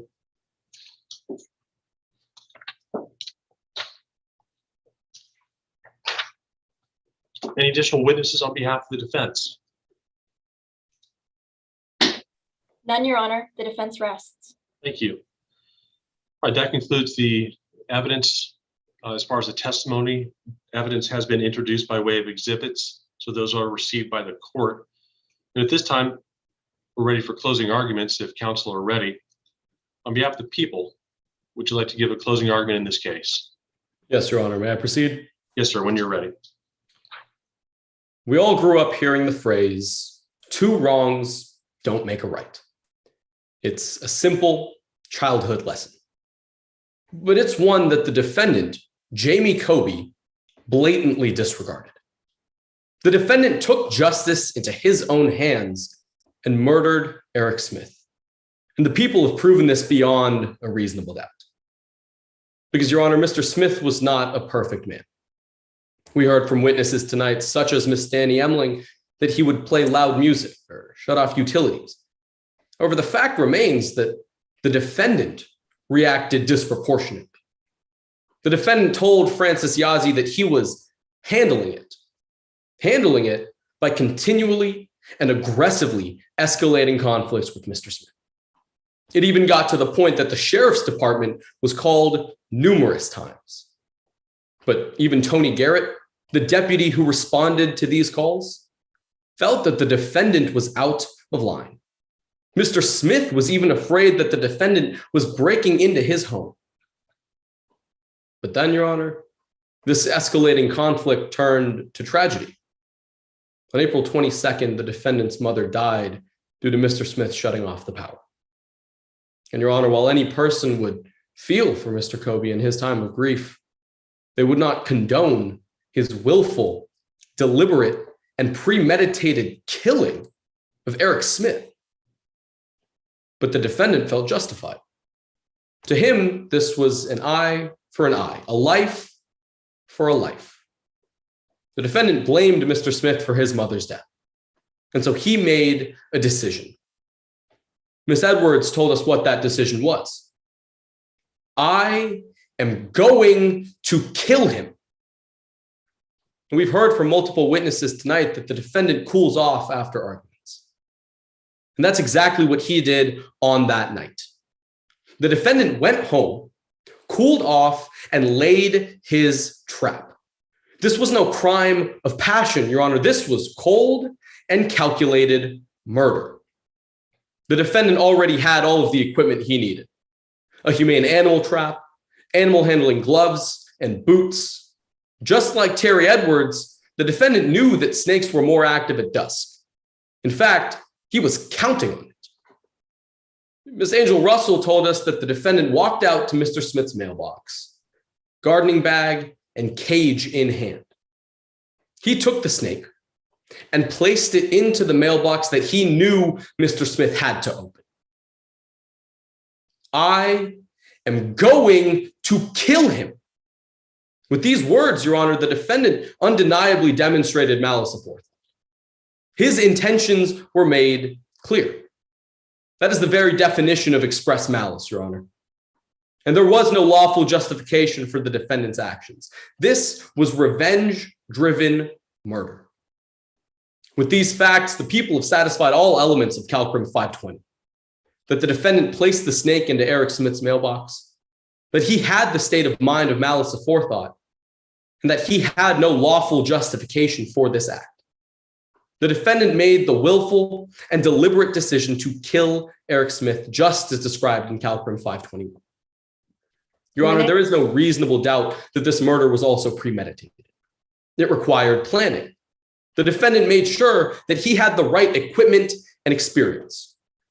Even defense expert Dr. Tyler Clay explained how the defendant's equipment was exactly what was needed to control a snake. Dr. Charlie Dunn explained how unlikely it is that a snake entered the mailbox on its own without a rattle. And both experts admitted that Eric Smith died due to this snake bite. Your Honor, both experts in this case demonstrate how implausible the defense's theory is. Because it's not reasonable to assume that this was all a game of chance. The defense wants you to believe that a snake with no rattle just so happened to enter Eric Smith's mailbox one day after he had a heated argument with the defendant. That it was conveniently there when he had to pick up rent checks. That it was simply a coincidence that the defendant sold all of his incriminating equipment just one day after Eric Smith died. The defense has failed to introduce any reasonable doubt to this case. Your Honor, this case is far more straightforward than the defense would have you believe. They resorted to conjecture because the facts don't add up in their favor. The defendant neglected the straightforward principle that two wrongs don't make a right. Your Honor, not only is this a truism, it is the law. And the law is what Jamie Cobey disregarded in taking justice into his own hands.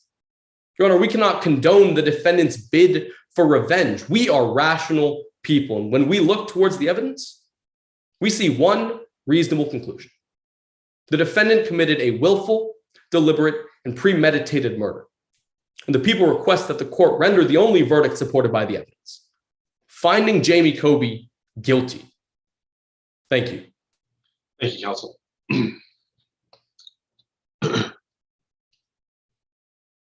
Excuse me. On behalf of the defense, are you ready for closing argument? Yes, Your Honor. May I proceed? Yes, when you're ready. Jamie Cobey in the front yard with a rattlesnake. Or did the sheriff pull the wrong card? Move one too many spaces? Your Honor, the prosecution has relied on an incompetent sheriff who has played this case like a game of Clue, merely pulling a suspect out of a hat to put on trial for murder. But tonight, the prosecution must prove beyond a reasonable doubt that it was my client who planted the snake in that mailbox. But they have failed, because they put their faith in a losing theory. Tonight, we heard from Dr. Tyler Clay, an expert herpetologist in his field, that it was entirely possible for the exact Mojave rattlesnake in this case to have gotten into the exact mailbox in this case entirely on its own. In fact, Your Honor, Dr. Charlie Dunn admitted to this on cross-examination, that while rare, it is possible that that snake could have gotten into the mailbox entirely on its own.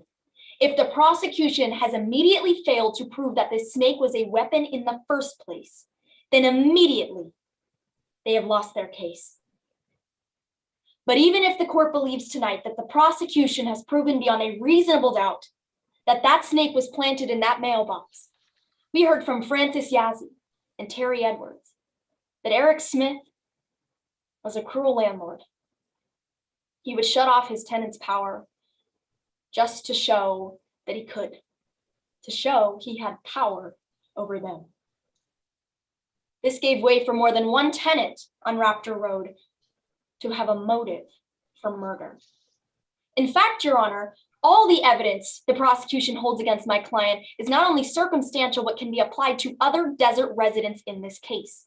As we heard from expert Dr. Tyler Clay, it is common for desert residents to own common gardening and snake handling tools that she recommends using to handle snakes. Your Honor, according to CalCrim 224, if there are multiple interpretations from a piece of circumstantial evidence, one that points towards guilt and the other innocence, the court must side with innocence. But in fact, Your Honor, we have a second suspect in this case, someone that Deputy Toni Garrett failed to examine fully, someone that wasn't on the cards revealed to the prosecution, Dani Emling. Your Honor, Dani Emling had the opportunity on April 28th, the night before she left for out of town, to drop off her rent check and possibly a snake. She had the means, as we heard from Dr. Tyler Clay, as she was a desert resident and would have access to these same snake handling tools Jamie Cobey owned. But Your Honor, most significantly, Dani Emling had the motive. Everything Eric Smith did to Jamie Cobey, he did to Dani Emling. But unlike a passive, grieving Jamie, she had to end it. Your Honor, Sheriff Toni Garrett failed to follow up on Dani Emling's alibi for the night the snake was planted with, "I was out of town." The prosecution has relied on an incompetent sheriff who failed to fully examine this case, Your Honor, to fully look into the suspects. Your Honor, the prosecution today has the burden of proof. Not only must they prove that my client committed this crime, but Your Honor, they have failed to prove that Dani Emling didn't. 2 minutes. Your Honor, if you still sit here today and you think to yourself, well, that's a reasonable theory, but Jamie Cobey probably put that snake in there. He probably did it, not Dani, not the snake. Well then, Your Honor, you must acquit my client, because probably is not proof beyond a reasonable doubt, and therefore the prosecution has not met their burden. Your Honor, if that camera in Eric Smith's yard caught on tape what happened that day, if a snake crawled into the mailbox all on its own, if Jamie Cobey planted it, if Dani Emling planted it, would you ask to see it? Of course you would.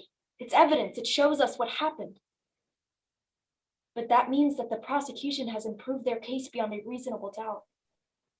Because if I had that tape right now, and I handed it to you, and you truly believed that the people had proven their case beyond a reasonable doubt, you would hand it right back to me, because you wouldn't need to see it. You would know what happened, but we don't. And it is not legal to send a man to jail for something that we don't know. For all these reasons, the defense respectfully requests that the court find my client not guilty on all counts. Thank you. Thank you, counsel. On behalf of the people, any rebuttal argument you'd like to present at this time? Yes, Your Honor. May I proceed?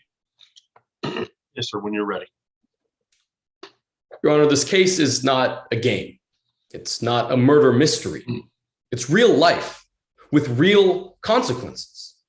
We don't get to mix and match our suspects, cherry pick evidence that supports our side, come to unreasonable conclusions, like the conclusion that the defense has pushed forth all throughout trial tonight, that Dani Emling committed the murder of Eric Smith. Your Honor, Dani Emling's mother was never killed by Mr. Smith. She never called the police on Mr. Smith. She even said tonight that they rarely argued. 30 seconds. Your Honor, the defense has failed to do their job. Instead of defending their own client, they've instead tried to prosecute Miss Emling. Your Honor, the people don't need to prove that Miss Emling did not commit this murder. We need to prove that Mr. Cobey did. And that is exactly what we've done tonight. According to Calcrim 224, the evidence in tonight's case points only to one reasonable verdict. And Your Honor, that is finding Jamie Cobey guilty of first-degree murder. Thank you. Thank you, counsel. And unlike real life, pursuant to the mock trial rules, the defense gets a rebuttal argument as well. Counsel, when you're ready. Thank you, Your Honor. Now, the people have claimed in their rebuttal that they don't need to prove that Dani didn't commit this murder. But Your Honor, they do. They have to prove that Dani didn't, because otherwise they haven't even proven that Jamie Cobey did. The prosecution has lost their case, and they are relying on their empty theories to try and climb up to their burden of proof, but they can't reach it because they have failed, Your Honor. They put their faith in a sheriff who didn't do their job. 30 seconds. And at the end of the day, if the evidence is not sound, then the case is not sound. Dani Emling could have done it. Jamie Cobey could have done it. The snake could have done it. And these are all reasonable conclusions. But we don't know. And it is not legal to send someone to jail for something that the court doesn't know for sure. The prosecution has not proved anything. Not Dani, not Jamie, not even a snake. So for all these reasons, thank you, Your Honor. Thank you, counsel. All right, I thank both sides very much for the presentation of evidence and the closing arguments that were presented to the court tonight. At this time, under the mock trial rules and procedures, before I announce any verdict, an attorney from each team will be given the opportunity to raise any trial irregularities. Please note that any procedural rule violations not raised at the time they occurred during the trial are now considered waived and may not be raised at this time. Should an attorney wish to raise any irregularities, they will have 30 seconds to do so. Attorneys must raise irregularities on their own. They are not allowed to consult with their coaches. I'll give you the full 30 seconds if you'd like, or if the prosecution is ready to answer the question of, do you have any irregularities you'd like to bring to the court's attention?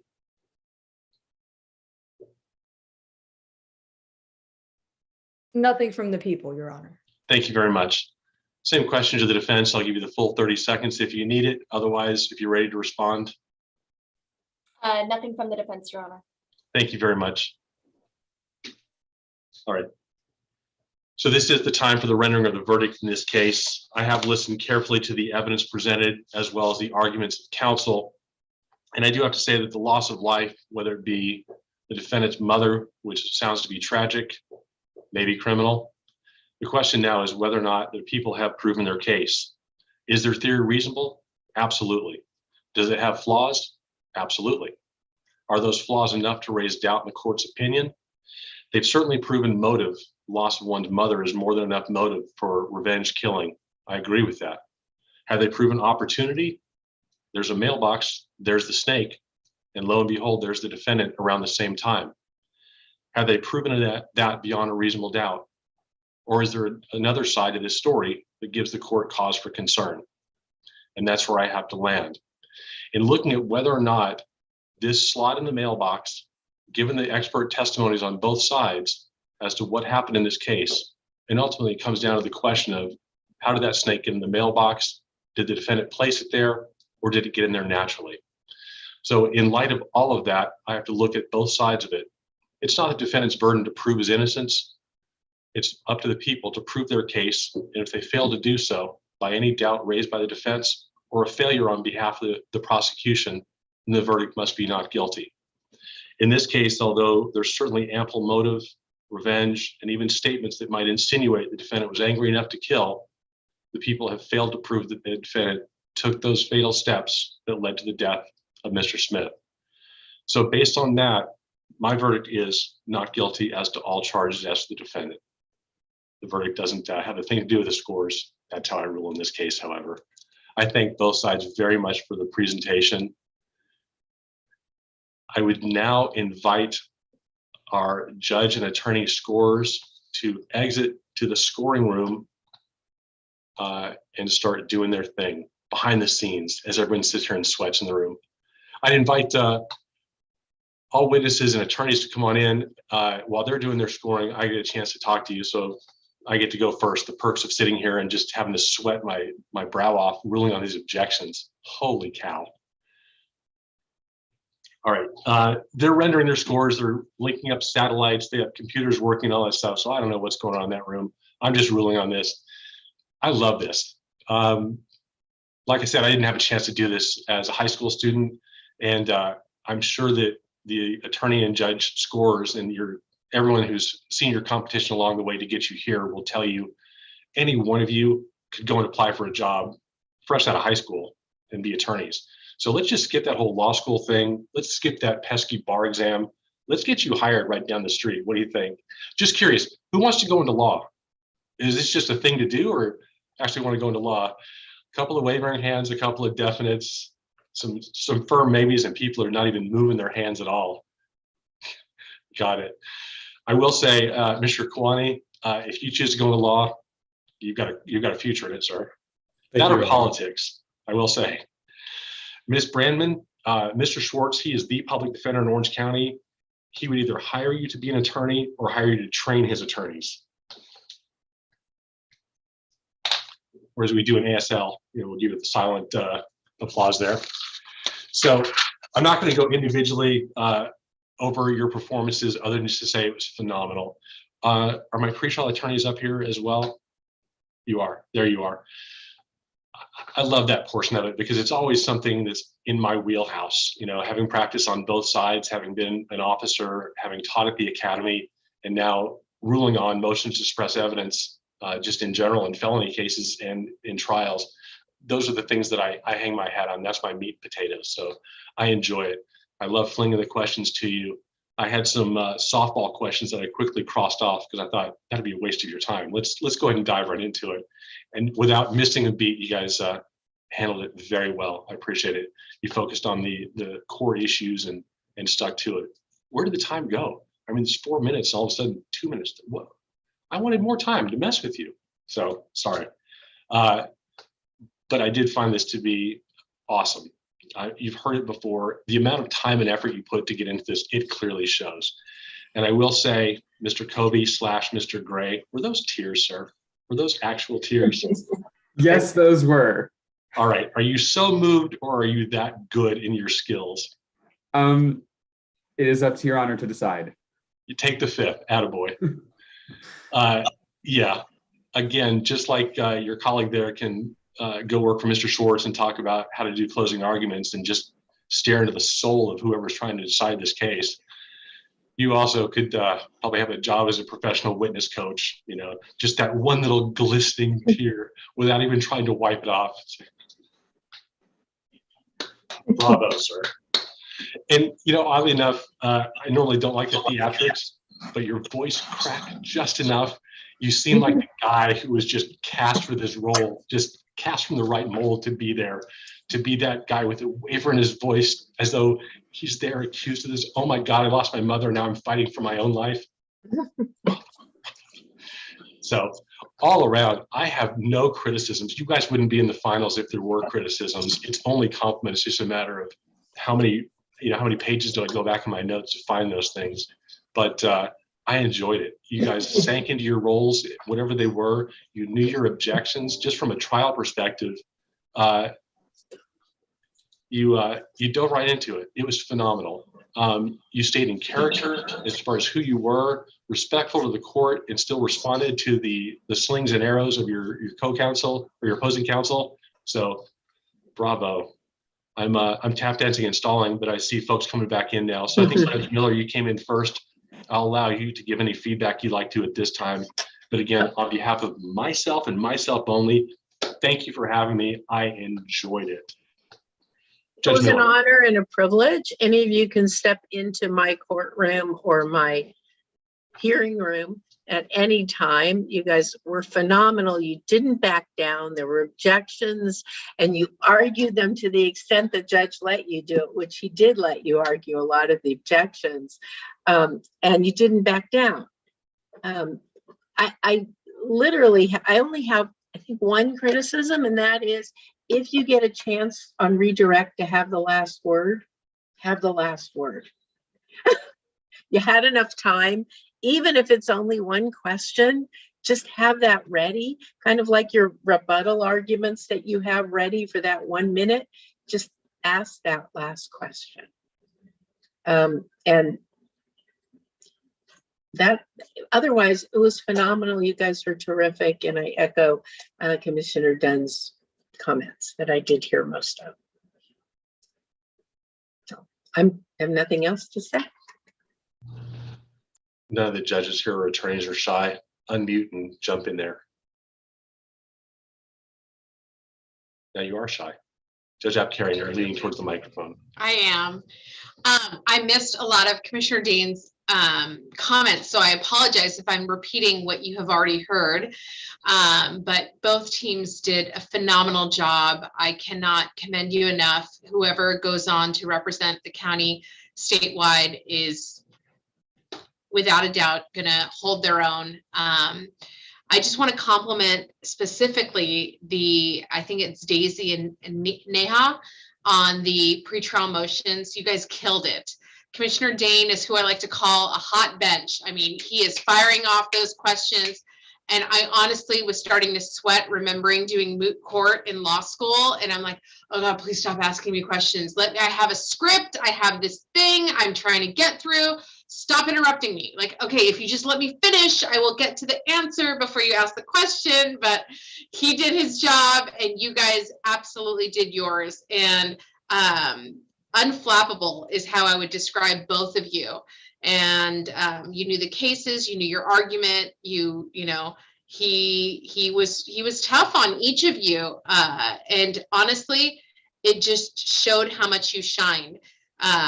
The lawyers, the witnesses, you guys all did a great job. I heard him talking about, is it Ethan? Is it Ethan, the crier? I mean, great job, Ethan. We all loved that. It's hard. I mean, you know, you want to play the part, but you don't want to overdo it. I thought it was just spot on. Again, I was impressed with everyone. I was a criminal defense attorney for my entire career before I became a judge. So I saw a lot of myself in you, Charlotte, and it was so funny. I mean, the way she was just grabbing your soul and saying, you can't do this, you haven't proven your case. I'm like, that's right, Charlotte, they haven't. You know, I was like, okay, focus, you know. But I just thought everyone did an amazing job. And I'm just looking for your name right now, but it was, gosh, let me scroll. Let me see if I can find you up here. Let's see. Was it Sasha? Great work. All of you, great work. Karina, oh my God, you were stressing me out. You're so serious and focused, and you know, like you've got that killer instinct, and that definitely came across. Evan, Krishna, also just amazing. Evan, I was ready to hire you as my coroner for any future case because you knew the stuff backwards and forwards. So overall, great work. I see that Judge Mithel's back. I'll let him have 2 minutes too. I don't have much to add, but it was awesome to see, honestly. Like, it was just fun. Like all this stuff, like I remember when I was a coach, there was things I would tell students to do and we sometimes got it, sometimes didn't, but you guys did it all. You were complete packages. The witnesses, you guys put on a show, which made it fun. You know, you guys had some character and the tears and all that, but also just, you guys all showed your personalities, which I like. It's like each witness was different. So it was fun to see like that come out. And then the attorneys, the defense attorneys were in there kind of showing the passion, and the prosecutors were kind of sitting tall and just, saying, here's the evidence, this is why we win.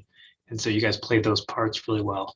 The one thing I really liked, it was just like a small thing, but it was like when you guys were going back and forth on the bottle, the hearsay objection, I was like, oh, that's a good one. I hadn't seen that one in the rounds I had judged. And I actually had a trial where that came up. So I was thinking about like, I don't even remember if I won that hearsay objection. I remember thinking like, oh, that's creative. So it was good to see you guys were definitely going to the second level, third level kind of stuff, which made it interesting. So I know one of you is going to be disappointed tonight, but you shouldn't, because you guys were all awesome. It was really, really fun to watch. So you should hold your head up high no matter what the scores kind of show. I couldn't tell the difference, honestly. You guys were both great. That's all I got. Judge, you want me to take a shot? Typically I score the first round and I'm always blown away. This is the first time I've been in the final round, and honestly, it's like I have no words. I wish I could have all of my lawyers watch this and see what it's like to prepare and to execute and score and win. You are all just so amazing. And honestly, when I say it's really a privilege to be a part of this, I truly mean that. I just want to call out a couple of people. I have a, if you hear some noise in the background, like a 6-month-old who is done for the night. And he's letting everybody know that. But I did have I have a high school son and a college son. We just want to be forever parents. And my high school son came in and asked me, is he crying? So Ethan, I mean, you're drawing people into my office. So awesome. In terms of Caitlin, you were so funny. I mean, I think it's just such a great job. We were laughing. So that was great. Charlotte, you're riveting. I mean, just amazing. And then Karina, for the same reason. I mean, it's just so fun to watch you. So anyway, good job, everyone. Thank you. Mr. Schwartz. Thanks, Your Honor. Just to echo some of the sentiments that were previously expressed, I'm always blown away by the quality of work and effort that's put in by people with such, limited experience. I mean, I've been doing this for 25 years, and a lot of people on this panel have been doing it for much longer. And, we're always so impressed by the end product that's put on here. I mean, you watch one side go and you think, well, beat that. Let's see you beat that, right? And then the other side just does just as well, and you're just blown away by it. My favorite part of mock trial is always the pretrial motions, right? Because it allows for a lot more judicial interaction with the participants. And, I'm just wowed and floored by the composure, right, that both Daisy and Neha showed in the face of repeated questions without time to think, in between, and then to get back on track with their initial arguments. I know I always, as a litigant, welcomed questions early and often because I never wanted to just hear myself talk, right?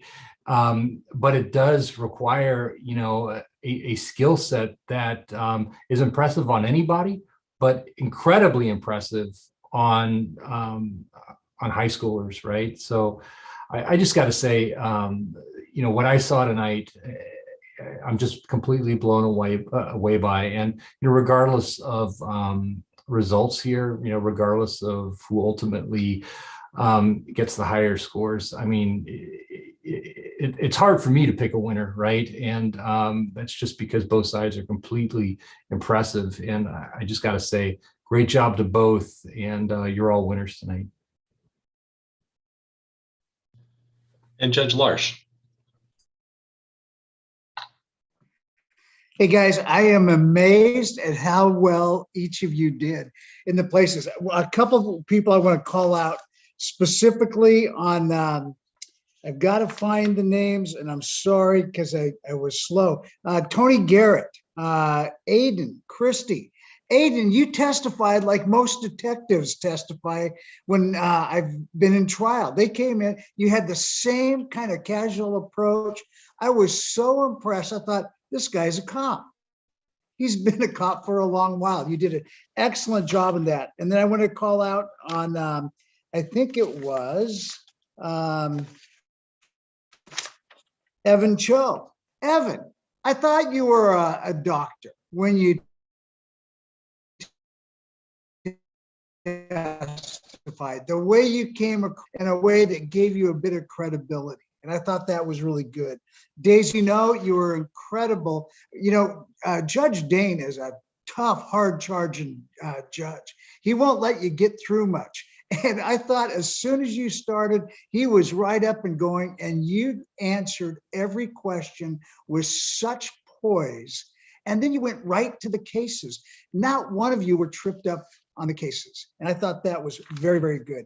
Charlotte, I think you and both Charlotte and is it Kirshna did an incredible job. Kirshna, the defense and the prosecution appear differently in reality.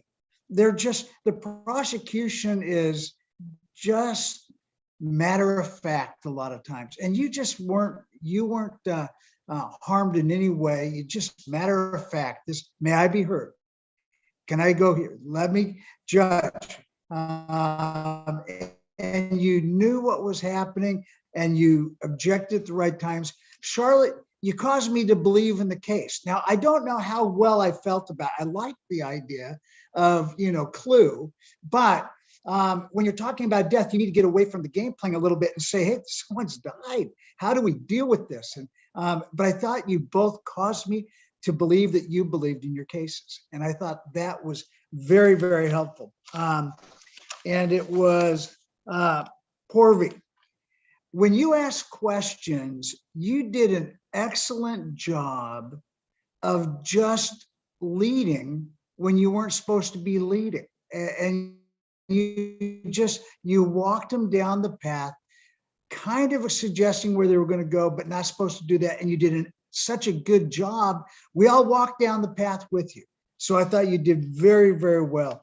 To each and every one of you, I just am so impressed with, one, your ability. You all know the facts in the case, and you stayed with it. And then you stayed in character.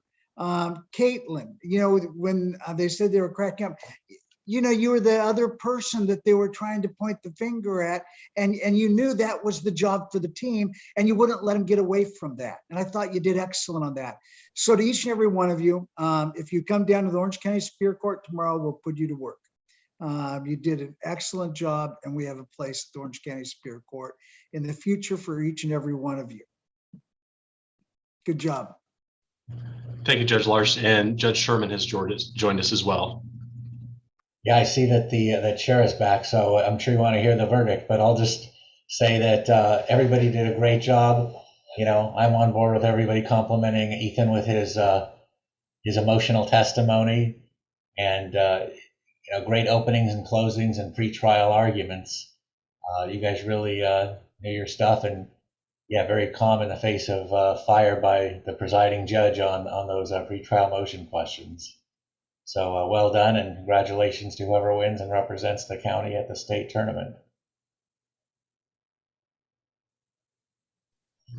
All right, to our judge and attorney scores, thank you very much. I would invite anybody who has a camera and a microphone to come on in, switch on your cameras, unmute yourselves so we can give a round of applause to the winner as they get announced. So I don't want to see red microphones on the screen because I expect a round of applause for the winning team. Unmute, unmute, unmute, unmute. Excellent. All right, we're all crammed in here. I didn't realize I got this privilege as they asked me to preside over the final round, but I get the privilege of announcing it. So It is my great honor to do so. As the other judges and scorers have said, there are no losers. There is one team that is going to win and be proud to represent Orange County as you move forward. So on that, I congratulate you. If you ever want feedback from me, I'm in Department C49 here in Santa Ana. I invite you to stop by or call. I am more than happy to give additional feedback and thoughts on the case if you ever want it as you move forward. So you're like, can we get to it? Yeah, let me have like 5 more minutes. No, all right, enough, shall we? On behalf of the Constitutional Rights Foundation and the mock trial competition, I am pleased and honored to announce the 2021-2022 Orange County champion is University.